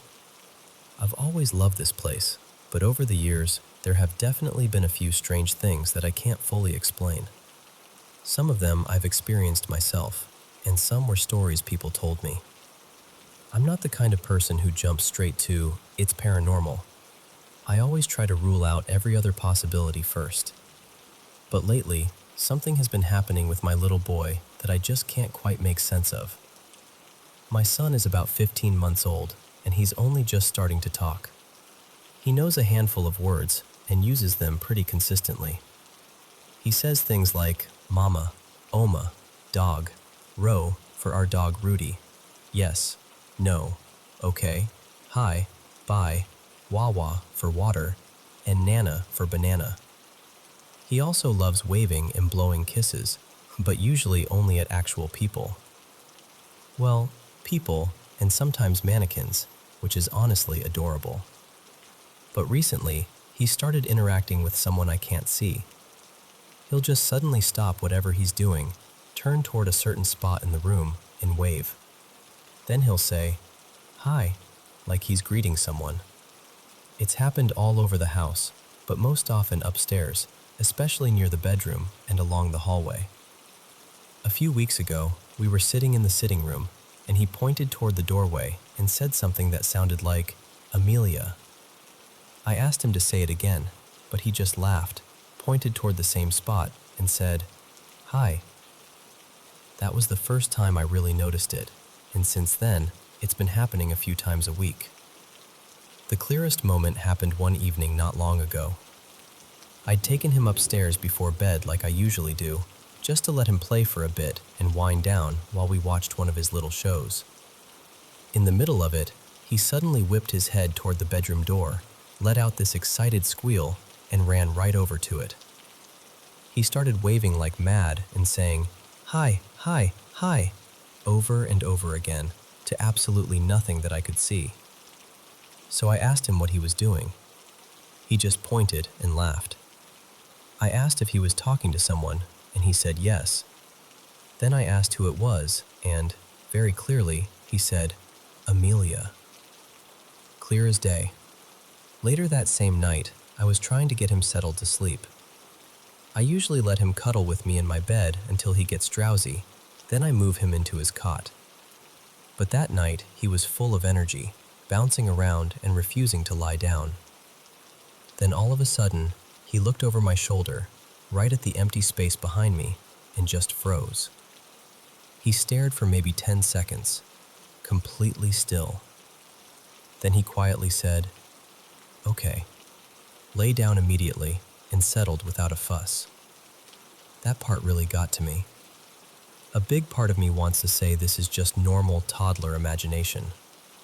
He's at that age where he's discovering everything, and maybe he's just inventing things in his own little way.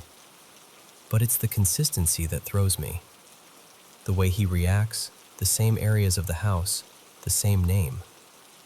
And what really confuses me is that he barely says words longer than 2 syllables, so hearing him come out with "Amelia" so clearly feels really odd. What makes it even stranger is that this isn't the first story I've heard about a child in this house. My grandmother once thought she caught sight of a little girl in the upstairs hallway too, but said she disappeared down the stairs before she could get a proper look. To be honest, I always tried to explain those stories away. My grandfather may well have been half asleep, and my grandmother had already heard his version of events, so maybe her mind filled in the gaps. But then a friend of mine stayed over once, and later admitted he always felt uneasy in the house because he kept thinking he saw a child-sized shadow darting past the sitting room doorway. The strange thing is, he had no idea about any of the family stories. I'd never told him any of it. And then there's the name itself. My son doesn't know anyone called Amelia. My niece is called Millie, but nobody ever calls her Amelia, and she lives abroad anyway. He's only met her once. I even checked with his childminder to see whether there was another child there with that name, just in case he'd picked it up somewhere. There wasn't. So now I'm left in this odd place where I'm trying to be logical, trying to explain it, and yet I can't really shake the feeling that maybe he is seeing someone, or something. And if he is, whoever she is, she seems gentle. He's never frightened. He always looks happy, curious, almost comforted. Still, it's hard not to wonder who Amelia might be, and why she seems to like the upstairs hallway so much.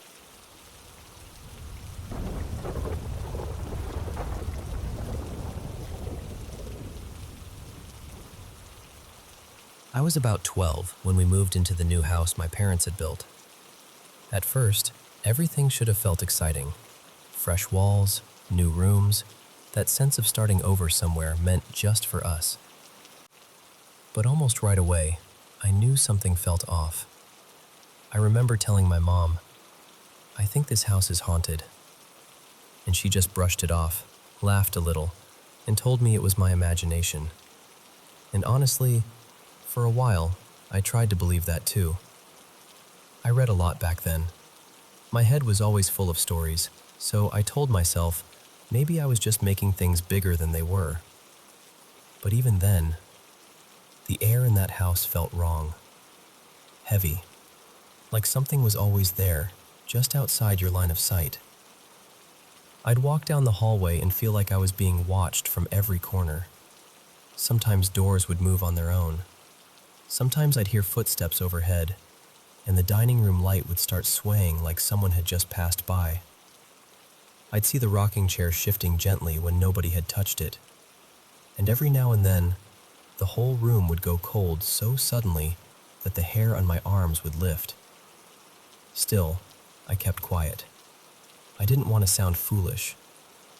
I just kept telling myself, "It's nothing. It's only in your head." We lived in northeastern Appalachia, and in early summer, that place was almost painfully beautiful. The woods were thick and green, full of birdsong. In the evenings, lightning bugs would blink all across the yard like tiny floating stars. The breeze stayed soft and warm, and the sky would turn that pale blue and pink color right before sunset. Everything outside felt calm, gentle, safe. That's what made what happened feel even stranger. One evening, my parents took my baby sister for a walk. My mom had gotten it in her head that she needed to start exercising more, and she pulled my dad along with her. I stayed behind, which I was very happy about at the time. I was stretched out on the couch with a book, completely absorbed in it, enjoying the rare quiet. The windows were open, and the house felt still. Then I heard music. It was faint at first, soft enough that I couldn't quite place it. I remember pausing and thinking maybe one of my sister's toys had gone off by itself. That happened all the time. So I tried to ignore it and went back to reading. But then I listened again. No, that wasn't a toy. I got up and followed the sound to the bottom of the stairs, and then I heard it clearly. F is for friends who do stuff together. U is for you and me. It was my sister's SpongeBob lamp. Now, that lamp wasn't voice-activated or anything fancy. You had to physically press a button to make it sing. So I stood there for a second, trying to reason it out. Maybe the batteries were dying. Maybe the button had gotten stuck. So I started up the stairs slowly. N is for anywhere, anytime at all. I reached the top and looked down the hall toward my sister's room. Her door was open, and from where I stood, it felt like the room was just waiting for me. That's the only way I know how to describe it. Down here in the deep blue sea. By then, my heart was pounding. I told myself to stop being ridiculous. It was a lamp, just a stupid children's lamp. So I crept to the doorway and looked inside. There it was, sitting on the little table. Nothing else looked out of place. Then it started again. F is for friends who do stuff together. I remember glancing down at the cord and thinking, well, there you go. That explains it. The lamp wasn't plugged in. Then the song kept going. U is for you and me. So I walked over, picked it up, and turned it over in my hands. N is for anywhere, anytime at all. I opened the battery compartment. There were no batteries inside. None. I just stared at it. I remember checking again because my brain wouldn't accept what I was seeing. But it was empty. No cord in the wall, no batteries in the back. And somehow, in my hands, that lamp had been singing. Then it went quiet. The whole room went quiet. And for one strange second, everything in the house felt completely still. Then every smoke detector in the house started screaming all at once. I don't even remember deciding to run. My body just did it. I tore out of that room, down the hall, down the stairs, and straight out the front door as fast as I could. I was gasping, half crying, completely out of my mind with fear. And the second I got outside, the alarms stopped. Just stopped. The house went silent again. My parents were walking back up the driveway right then, and my mom rushed over asking what happened. I tried to explain it between breaths, stumbling over every word. I told her about the lamp, about the missing batteries, about the alarms. I'll never forget the look on her face. Her eyes widened, and for once, she didn't laugh. She didn't tell me it was my imagination. She just went quiet. That night, I lay awake in bed staring toward my doorway, waiting for sleep to come. I was still shaken up, still listening to every little sound. Then I heard a creak. I focused on the door. It was moving. At first, just swaying a little. Then more. Back and forth. Back and forth. Faster and faster until it was swinging enough to make the hinges squeal into the dark hallway. From down the hall, my mother called out, annoyed, "Annie, stop swinging your door." And I said, "Mom, I'm not touching it." After that, there was only silence. And that was the moment I knew, without a doubt, that it had never been my imagination at all.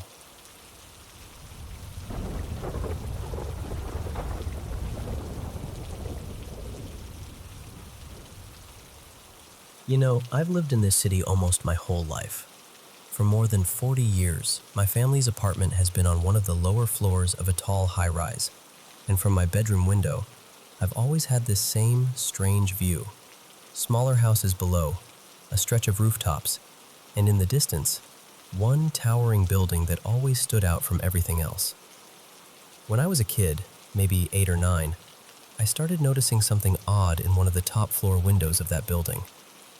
Late at night, a light would come on, and every so often a shadow would pass by the window. Not just once either. It kept happening over and over, night after night, month after month. Sometimes it looked like the figure was walking across the room. Other times it almost seemed like it was moving in some kind of circle, like it was pacing around the same object again and again. Back then, I was way too young to make sense of it. but it really got under my skin. I remember going to a neighbor's apartment a few floors higher just to get a better angle. Even then, it was still too far away to understand clearly. It was just this distant little scene playing out in the same window, over and over, like something I wasn't supposed to fully figure out. At one point, a few friends and I actually went over to that building ourselves. We were convinced there had to be some practical explanation, maybe a maintenance room, maybe some company office, maybe machinery or an elevator system. But when we finally got there, it turned out to be just an ordinary private apartment. Nothing unusual about it at all, at least not from the outside. Of course, this was over 30 years ago. There were no smartphones, no zoom cameras, nothing like that. I even tried using binoculars once, but they didn't help much. Eventually, I just got used to it. The mystery sort of faded into the background of life. I stopped paying attention, moved on, and after enough time passed, I barely thought about it anymore. Then recently, after about 35 years, I came back home for a visit, and the first thing that hit me was that it was still happening.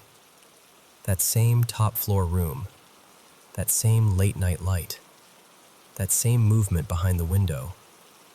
Only this time, I had better technology with me. I used my phone with a telescopic lens and finally managed to get a closer look. The footage isn't amazing. It's nighttime, huge zoom, lots of distance. But it's clear enough for me to feel certain that what I've been seeing all these years is an actual person moving around inside that room. Near the upper part of the window, you can make out what looks like a chandelier. In the middle, there's this figure that seems to be circling around something, almost like they're walking the same path again and again. And honestly, that's what makes it even stranger to me. Because if this has really been going on for 35 years, maybe even longer, then whoever that person is must have been doing some version of this for decades. That means they'd have to be older now, maybe well over 50, maybe much more. So I keep wondering what kind of explanation makes sense. Is it some kind of illness? A habit? A private ritual? Something emotional or psychological? I don't really believe it's anything paranormal, at least not as my first guess. But I can't deny that after seeing it for so many years, it still feels eerie. What gets me most is how consistent it is. It happens almost every night. And because of that, I'm thinking there's a good chance I can record more of it and maybe catch some small detail that finally explains everything.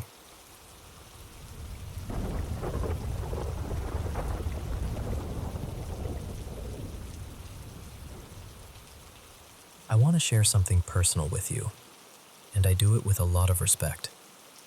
I have indigenous roots, and I know there are people in the community who feel strongly that certain stories and experiences should stay within the circle. I truly understand that, and I respect it. At the same time, I believe some of these experiences carry real meaning, and when they stay hidden, people outside the culture never get the chance to understand the beauty, depth, and spiritual richness that exists in this way of life. I'm sharing this because I know I'm not the only one who has gone through things like this. Maybe someone listening has had an experience they've never been able to explain. Maybe they felt alone with it. My hope is that this helps someone feel seen. Even if you don't take these experiences literally the way I do, maybe you can still hear them as something meaningful, something symbolic, something that has shaped lives and traditions for generations. I've been part of many sweat lodge ceremonies over the years, including a few from different tribal traditions. For anyone unfamiliar, a sweat lodge is a small enclosed structure, almost like a low tent or dome, where heated stones are placed in a center pit. Water is poured over them, sometimes with cedar or sweetgrass, and the whole lodge fills with intense heat and steam. It's usually done in complete darkness. The ceremony leader guides everyone through prayer, song, and intention. The focus is often on healing, praying for others, connecting with the earth, and opening yourself spiritually. One thing I've experienced more than once, and I've heard similar stories from others too, is seeing small floating lights in the darkness. Orbs, almost. They seem to drift in the air while we're praying and singing. I was taught that these are spirits, helpers, joining us and listening. And I should say this too, there are protections in ceremony. The intention is to invite only those spirits that come in a good way. I've also heard voices that shouldn't have been there. I've heard women singing with us when only men were inside the lodge and no one else was around. Another time, I heard what sounded like a whole group of men singing when there were only 2 of us present. I was told those were ancestors joining in. But the experience that has stayed with me the most is one that became physical. I was in the lodge with only the ceremony leader, a man I'll call Mika. It was just the 2 of us. Between us was the pit of hot stones, and beside that was a large metal pot of steaming water. It was dark, hot, and quiet, except for his singing and the beat of his hand drum. If you know that kind of drum, you know both hands are occupied. One hand holds it, the other plays it. About halfway through the second song, something started striking my leg. Not lightly. Not like a brush or a tap. I mean hard enough that I immediately thought Mika was trying to get my attention. But that didn't make sense. He was still singing, still drumming, and the sound of his voice hadn't shifted at all. He hadn't moved.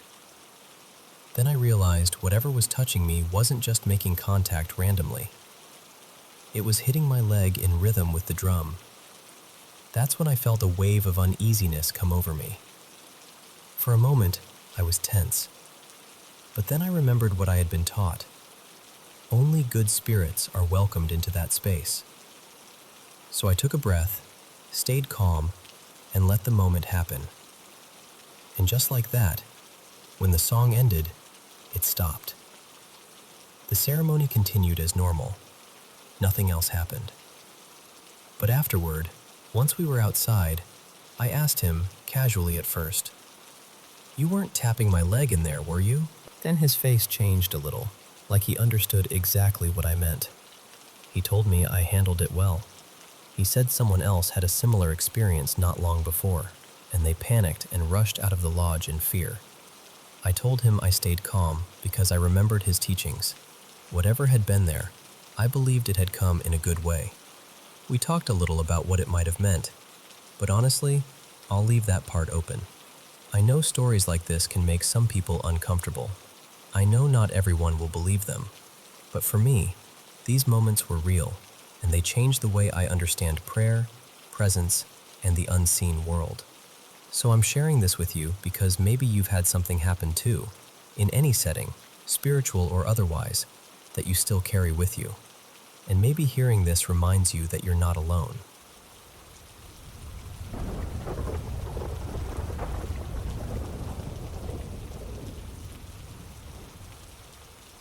You know, back in college, I moved into this little 2-bedroom apartment with my best friend Mason and my girlfriend at the time.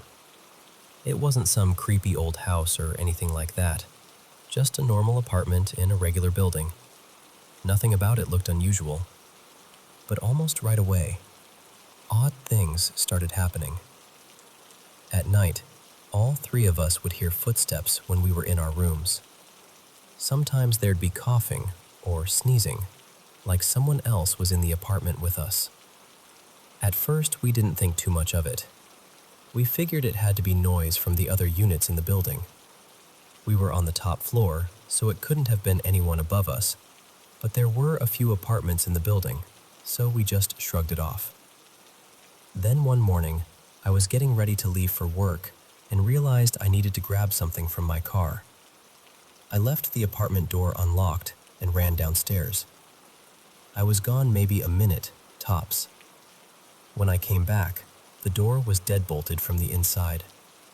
I just stood there for a second, confused. I knocked. No answer. I checked my pockets for my keys and realized they were gone. I went back to my car, looked everywhere, Came back, knocked again, still nothing. At that point, I was panicking because I was already running late. So, in a decision that only made sense because I was 20, I climbed up the side of the building, got onto my balcony, and went in through the sliding glass door. The second I stepped inside, I saw my keys sitting on the table, and the TV was on. I remember calling out, thinking my roommate or my girlfriend had to be messing with me, because what else could it be? But the apartment was completely empty. Nobody was there. The first time, I told myself it was weird. By the third time something like that happened, I started feeling like, okay, something is seriously off here. There was another moment in that apartment that I still can't fully explain. We had this utility closet in the hallway with a sliding door, and we always kept it open because that door didn't get in the way. Inside, I had some stuff stacked near the water heater, plastic bins, a cooler, random storage things. One evening, after we'd already started suspecting the place had some kind of energy to it, all three of us were sitting there in the living room. And then, at the exact same time, we all caught movement out of the corner of our eyes. That cooler, this heavy cooler that had been sitting on top of the stacked bins a few feet off the ground, came flying out of the closet. It slammed into the wall with this loud bang. All three of us turned and looked, and I swear to you, that cooler just hung there for what felt like 3 or 4 seconds before it finally dropped to the floor. We didn't say much. We just got up and went outside. My heart was pounding so hard I could feel it in my throat. We were all shaken. Not long after that, I was at work when Mason texted me and said he was hearing footsteps all around his room. I tried to keep it casual and told him maybe he should step outside for a bit, get some air.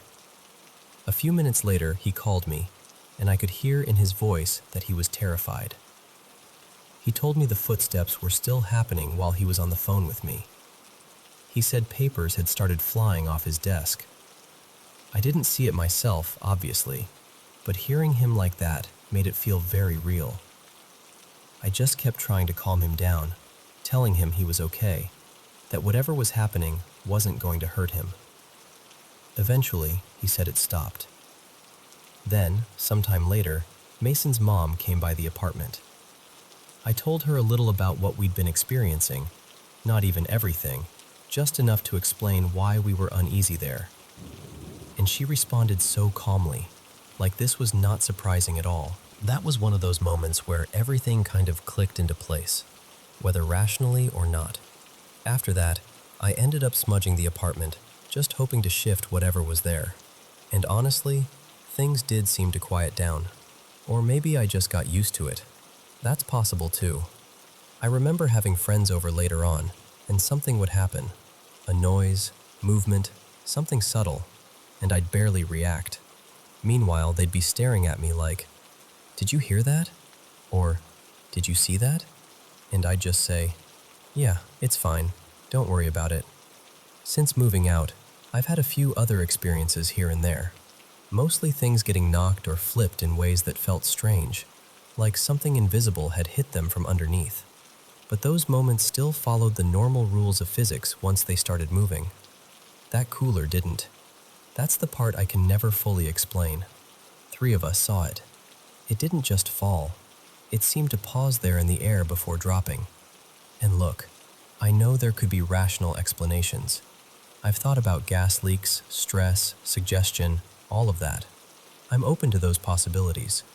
But I'm also open to the idea that maybe some experiences just don't fit neatly into the usual boxes. I still think about that apartment sometimes, and honestly, I'd really love to hear from anyone who's gone through something similar, or anyone who has a thoughtful, respectful take on what might have been happening.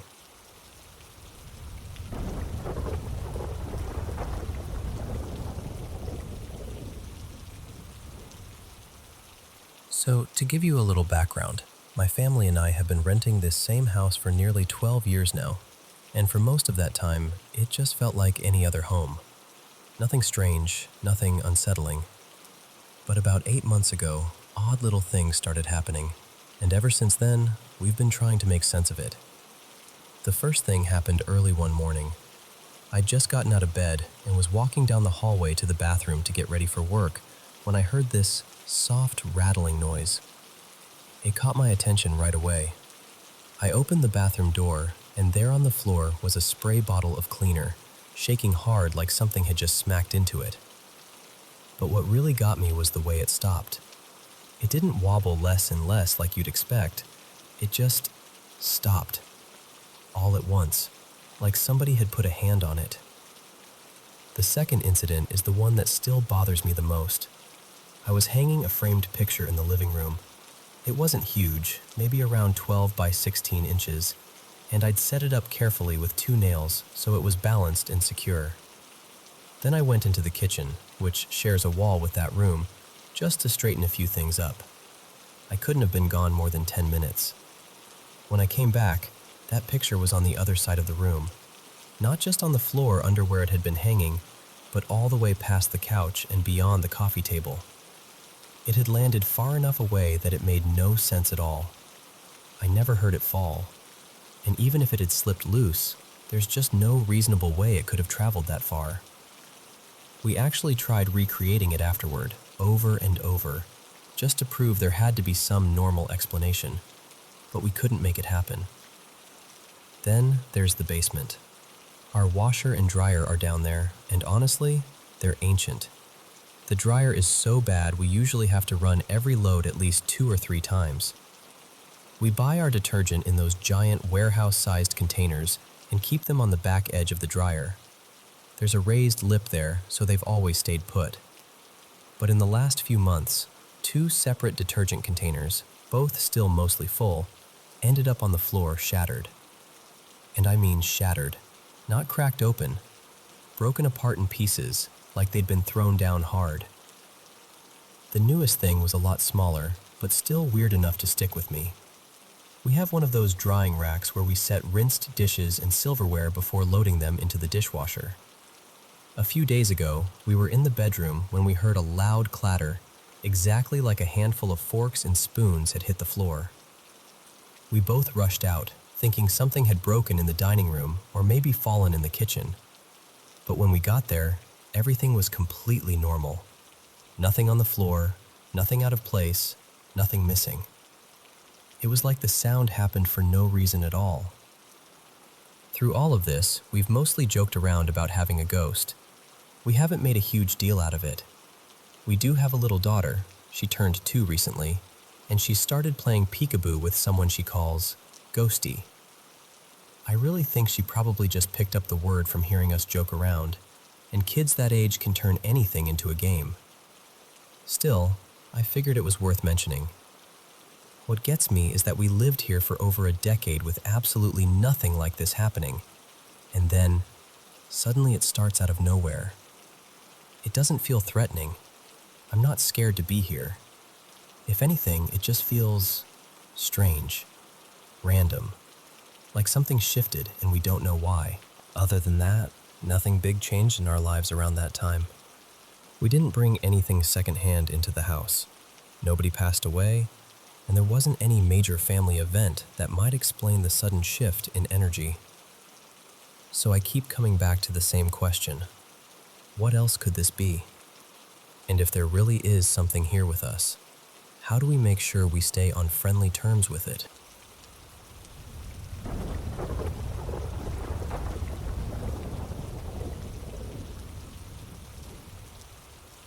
Honestly, I don't think this was ever just some random ghost story. For as long as I can remember, there's been this presence around my family. My grandparents have land out in another state, and everybody who's spent real time there seems to agree that place holds something. Maybe more than one thing. My grandmother used to say that somewhere back in our family line, one of the women before her was believed to be a witch. I never knew what to do with that information, but it always stuck with me. What makes this harder to explain is that this presence never seemed tied to just one house. It felt like it moved, followed For a long time, I had this weird feeling it traveled through certain objects, especially TVs, maybe mirrors too. My family never really thought much about stuff like that. They'd sleep with screens glowing in the room, mirrors uncovered, all of it. And then the sightings started lining up. My cousin saw the same figure years ago outside my grandparents' place, near the back of the property. Later, in a completely different state, my sister saw her sitting on my bed. She was hysterical, crying so hard she wouldn't even come into the room. She described the same girl my cousin had. Long black hair hanging in her face, a pale dress, blood all over her, this messy, almost grungy look. That was the moment I realized this thing wasn't just in my head. But really, it started way before that. When I was little, maybe 6 or so, I was already noticing strange things.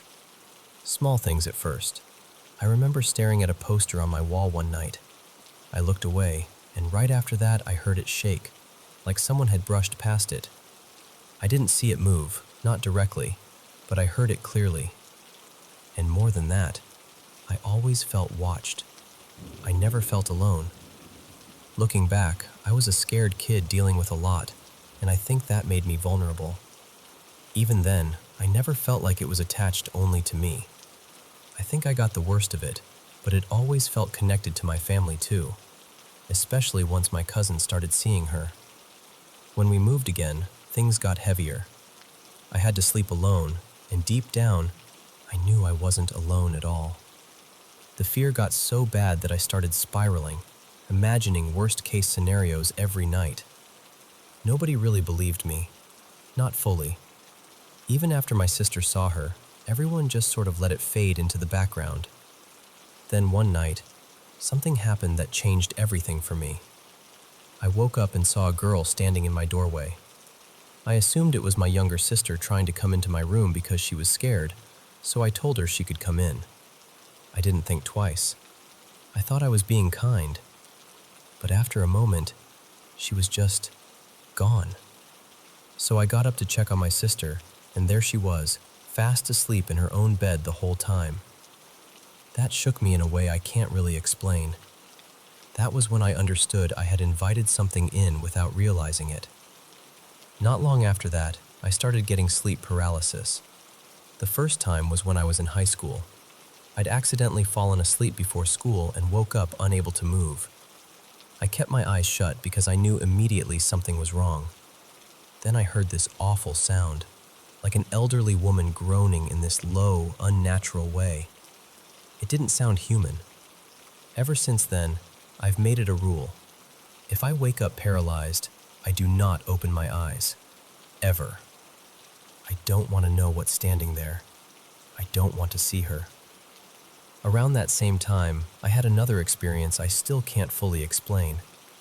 I remember seeing what looked like a shadowy girl sitting on my chest, pressing down on me, smiling in this horrible way. I blinked, and she was gone. Maybe I was half dreaming, maybe not. I still don't know. Now, to be fair, that property always felt crowded with spirits. I can't say for certain every single thing there was her, but some of it felt personal, especially that box with the knife. Something about that moment never sat right with me.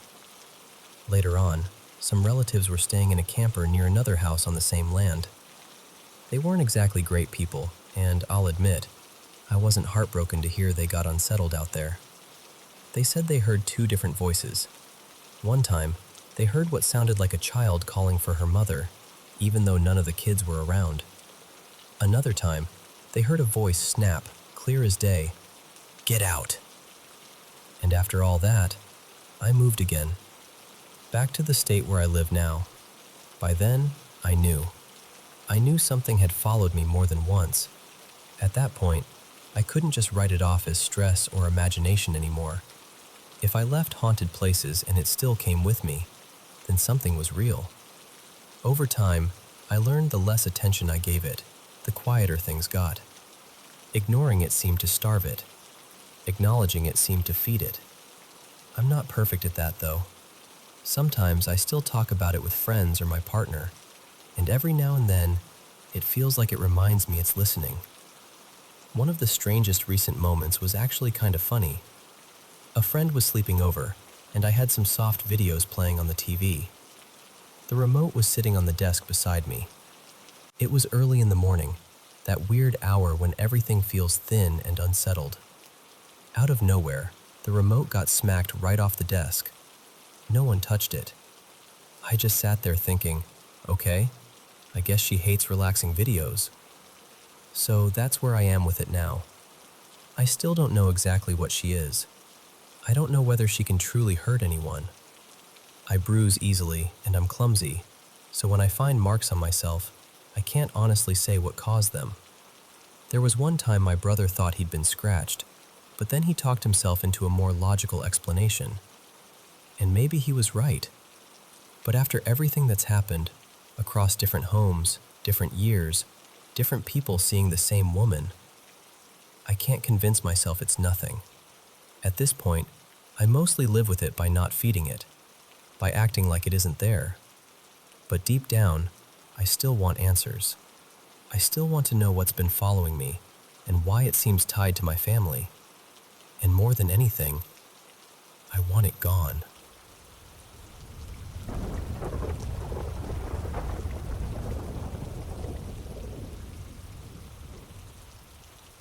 So back then, my friend Jason and I had this ritual.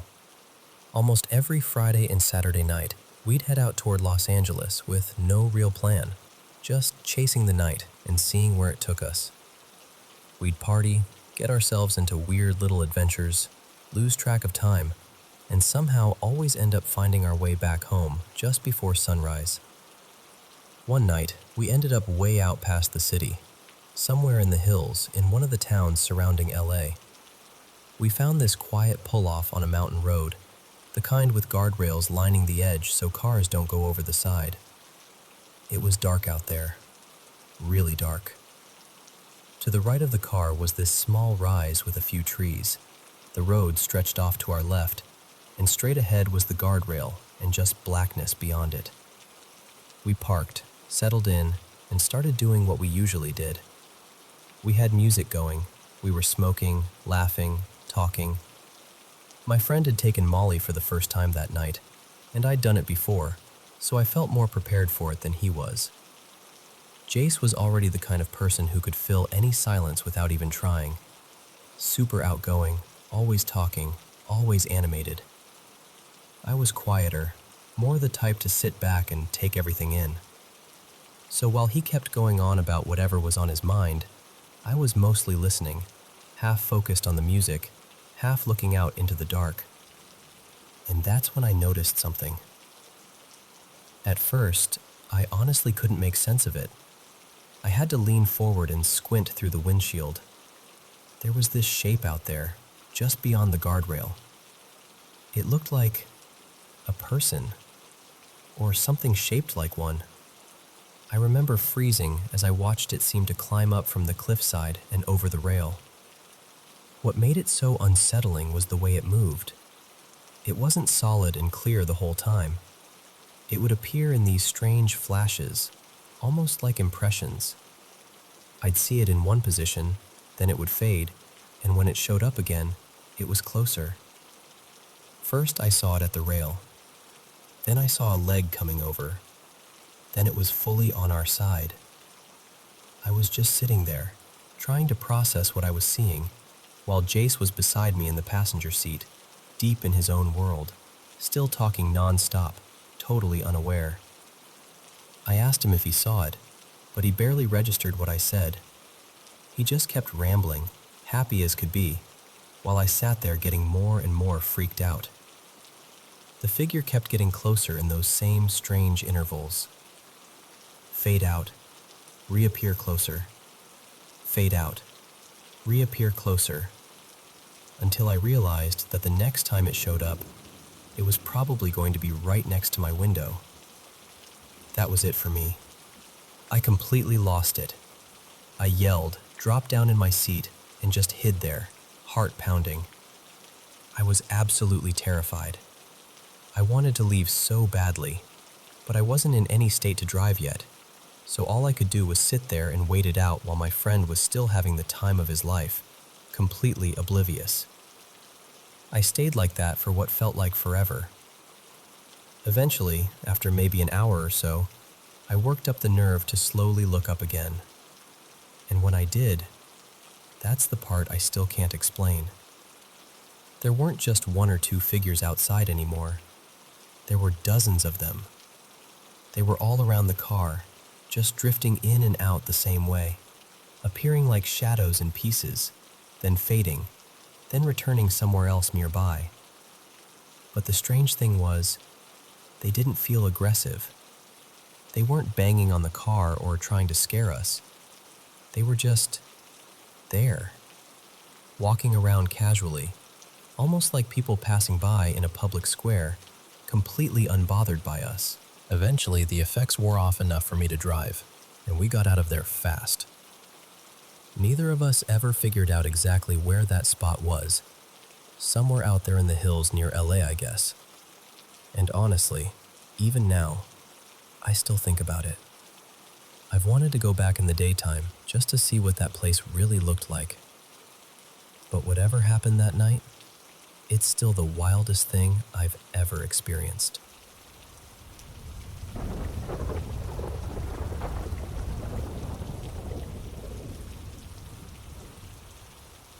I've always been the kind of person who rolls my eyes at paranormal stories.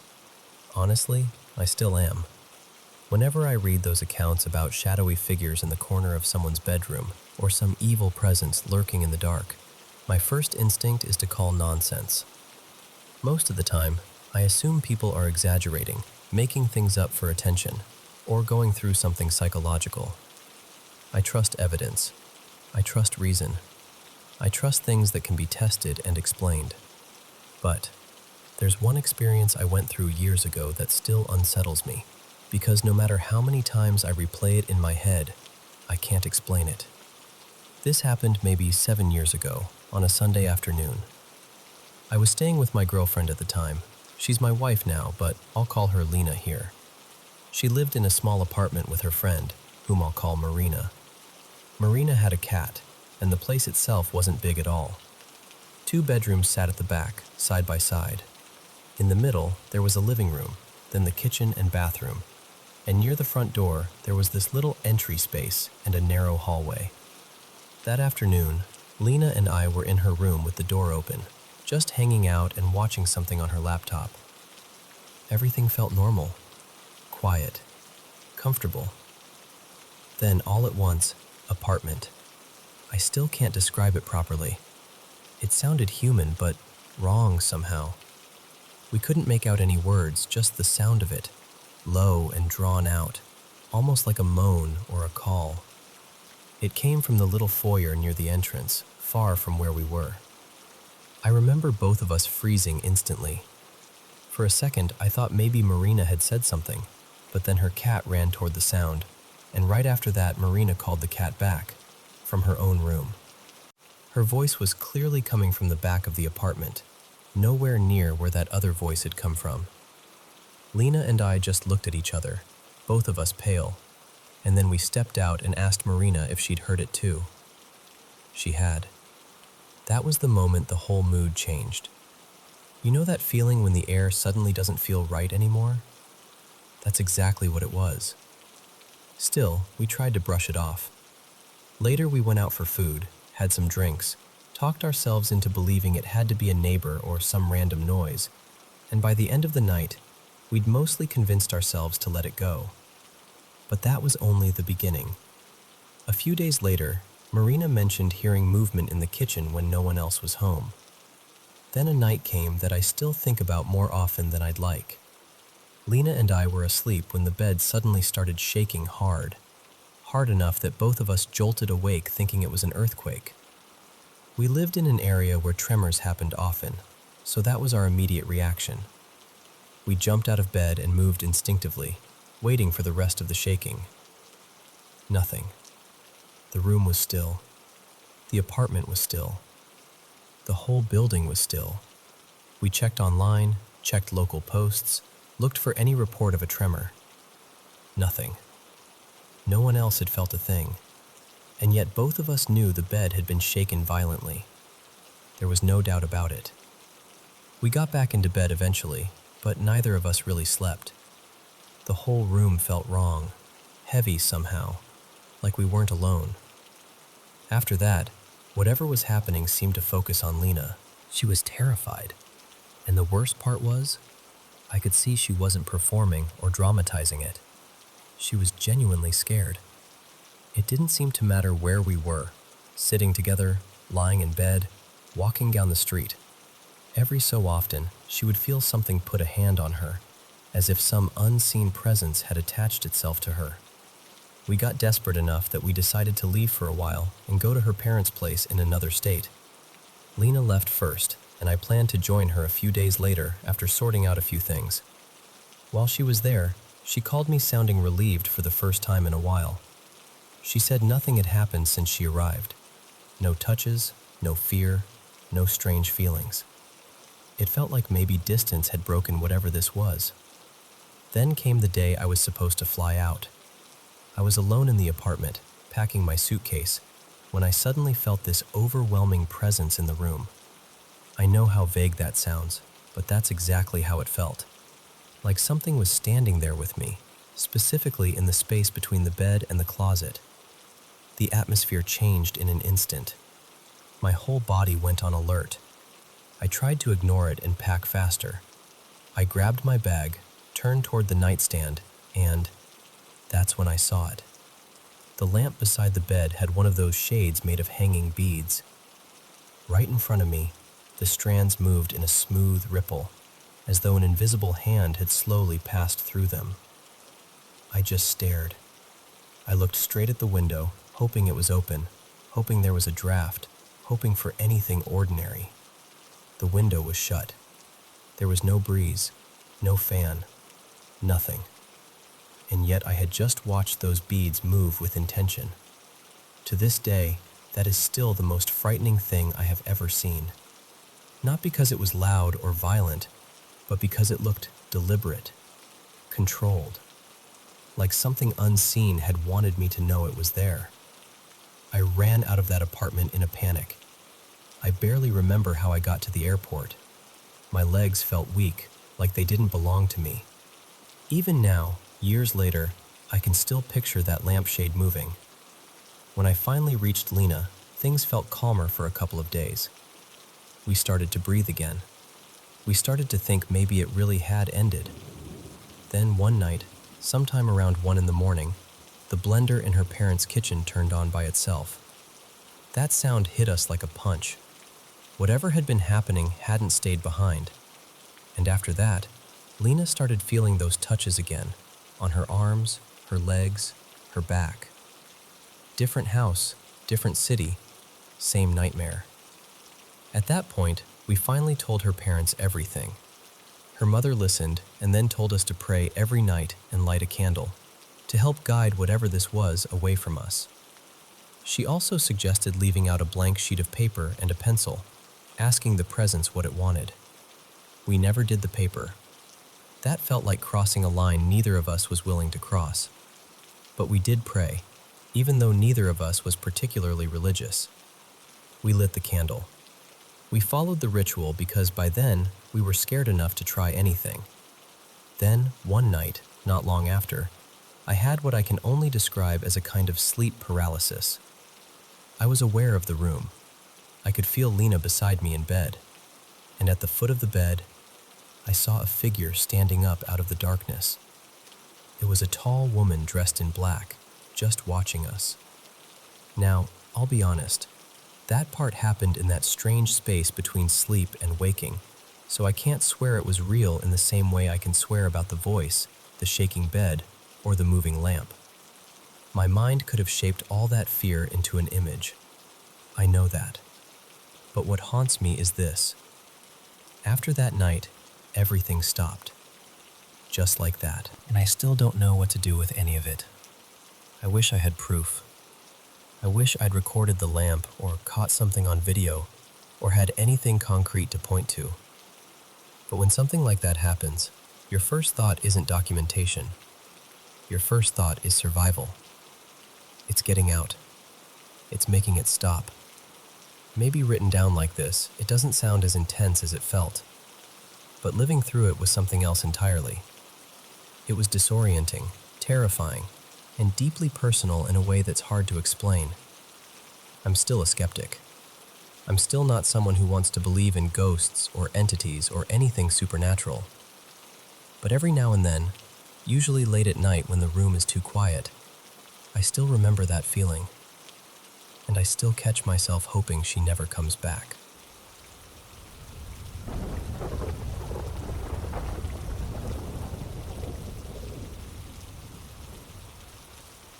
I need to tell you about something that happened last night, because honestly, I still can't shake it. A friend of mine, Arav, and I had gone to a salon in Shivanagar for his haircut.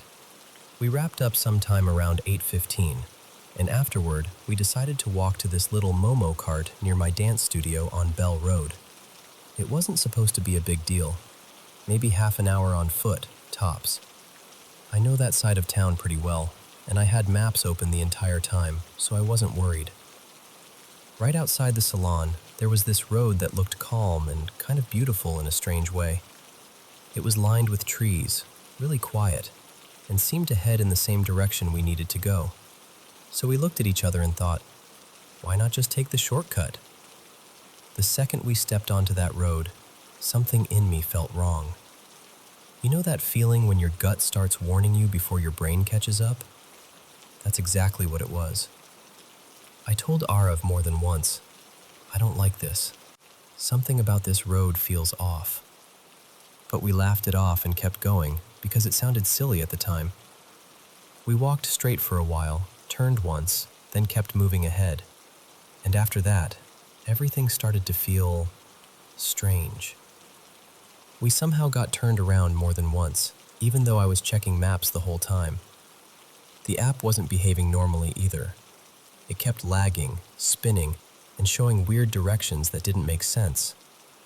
The road itself was bizarre, way too wide, almost empty, with these massive trees on both sides that blocked out everything. And not a single streetlight seemed to be working. What really got to me was that it was clearly a residential neighborhood, but every house looked asleep. No lights on, no sounds, no people talking, no TVs, nothing. And this was Bangalore, at night. Not the kind of place that usually feels that dead. We did see a few people here and there, but even that felt unsettling. I don't know how to explain it properly. They just didn't feel fully present. It was like they were there, but not really there. At one point, I checked Ola and Uber because I was starting to think maybe we should just leave the area altogether. And there was nothing. No autos, no cabs, nothing available at all. Not even the usual high demand message. It just felt like we had dropped off the map. Then it stopped being just a weird feeling and started affecting me physically. Out of nowhere, I got freezing cold. Not normal cold, the kind that gets inside you. My hands were icy, and I started shivering hard. The weirdest part is that the weather wasn't even cold, and I'm usually the person who overheats easily. Arav was completely fine. Not cold at all. Then we passed this one house, and I swear something about it made me stop walking. I just looked at it and said, "That place is not right." He laughed and asked if I wanted to go closer, and I immediately said no. Absolutely not. Right after that, this wave of exhaustion hit me. It was so sudden. My legs felt unbelievably heavy, like I'd been awake for 2 days straight. I remember thinking, why do I feel like all my energy just got pulled out of me? Still, we kept walking, just trying to get back to Bell Road and get out of there. And then I looked up. We were standing right back in front of the salon, the exact same spot we had started from. Same storefront, same place. And the thing is, we hadn't been looping around, at least not in any way that made sense.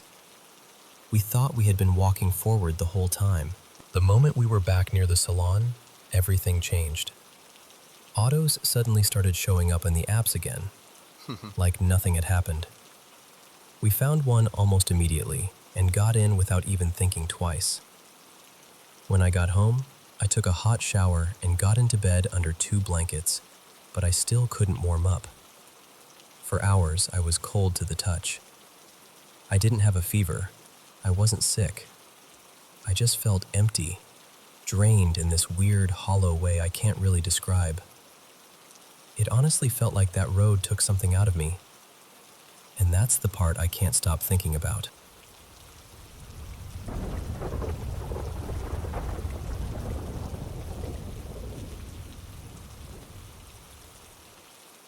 I've always felt like I pick up on things other people miss. Pretty much everyone close to me says the same thing about me, that I'm unusually intuitive, sometimes to a degree that even unsettles them a little. And honestly, I get why they say that. I've had these strange experiences for as long as I can remember, knowing something is about to happen before it does, getting déjà vu all the time, feeling dizzy or nauseous in old places with heavy energy, having vivid spiritual dreams, sleep paralysis, and a few encounters I still can't explain in any normal way. So I guess I'm sharing this because I'm looking for insight, maybe advice, maybe just to hear from someone who understands this better than I do. First, I want to be clear. I do know what sleep paralysis is. I've been through it more than once. I also have nightmares pretty regularly, at least a couple every week, and that's been true for most of my life. So none of that is new to me. And beyond that, I've always felt like I have some kind of extra sensitivity, not just emotionally, but physically too. Sometimes in places that are old, tragic, or supposedly haunted, I'll get this wave of nausea or this cold, electric chill through my body. It's hard to explain unless you felt it yourself. I also pay a lot of attention to animals because I really believe they notice things before we do. I have 2 cats, and my partner has a dog named Remy, who was in the room with me that night. This happened before work. I work overnight shifts, so I'd laid down for a nap and set my alarm for 10:15 p.m. The bedroom door was shut, so the cats were outside, and Remy was in the room with me. I don't think I slept deeply for very long, maybe half an hour, maybe a little more. Most of the time, I was in that in-between state, where you're not fully asleep but not fully awake either. When my alarm went off, I turned it off and decided to rest for another minute. That's when I noticed Remy standing at the edge of the bed, just staring at me, completely still. I called him over, trying to get him to come cuddle next to me, because that's normally exactly what he'd do. He's ridiculously affectionate. He loves everyone, wants to be close constantly, and is one of the clingiest dogs I've ever met. But he wouldn't move. I called him again, in that happy voice people use with dogs, trying to reassure him. I said, "Come here, Remy, it's okay." And after I said that, he finally started moving toward me, but not normally. He dropped low and started inching forward in that nervous little crawl dogs do when they're scared or unsure. Like he wanted to come to me, but something was seriously wrong. At first I tried to brush it off. I thought maybe he was just acting weird. Maybe I startled him somehow. So I closed my eyes for a second. And then he started growling. By that point, I was fully awake. I had already turned off my alarm. I was conscious, aware, and just lying there with my eyes shut. Remy's growl got deeper and louder, and it wasn't playful. It wasn't the kind of sound he makes with toys or when he sees something outside. This was different. Defensive. Warning level different. Normally, if a dog growls, you talk to them. You soothe them. You say, "It's okay, calm down." But in that moment, something in me told me not to speak. I can't explain why. I just knew not to. So I stayed still. I opened my eyes, and I was staring straight at the wall, still shaking. It felt like something was being pulled out of me through my head. That's the closest description I can give. It was terrifying for the first few seconds, and then I remember telling myself over and over, "You need to snap out of this. Wake up. It's okay. Wake up. After maybe 10 seconds, it stopped. Just like that. The pressure was gone. The shaking stopped. Remy went quiet and immediately came over to me, climbing all over me like he was trying to comfort me. And I just lay there feeling sick to my stomach. Really sick. The whole room felt wrong after that. I couldn't stay in the bedroom by myself, and honestly, I didn't even want to stay in the apartment, so I left for work early just to get out of there. I've gone over every possible explanation in my mind. I know how sleep paralysis feels, and this didn't feel the same. Mostly because I was already awake, and also because Remy was reacting the whole time. If I had just been dreaming or half dreaming, that would be one thing. But he was clearly seeing or sensing something too, and he wasn't reacting with confusion. He was reacting like he was trying to defend me. That's what I can't get past. I've never had seizures. I've never had any medical issue like that. And maybe there is some explanation I haven't considered, but I can't shake the feeling that whatever happened was not normal. So that's why I'm telling this story. Because if this does sound paranormal, or darker than that, I really want to know what you would do next. I've thought about cleansing the apartment, doing some kind of protection ritual, or at the very least, making sure whatever was there doesn't feel welcome again. I just know that what happened felt real, and I haven't been able to stop thinking about it since.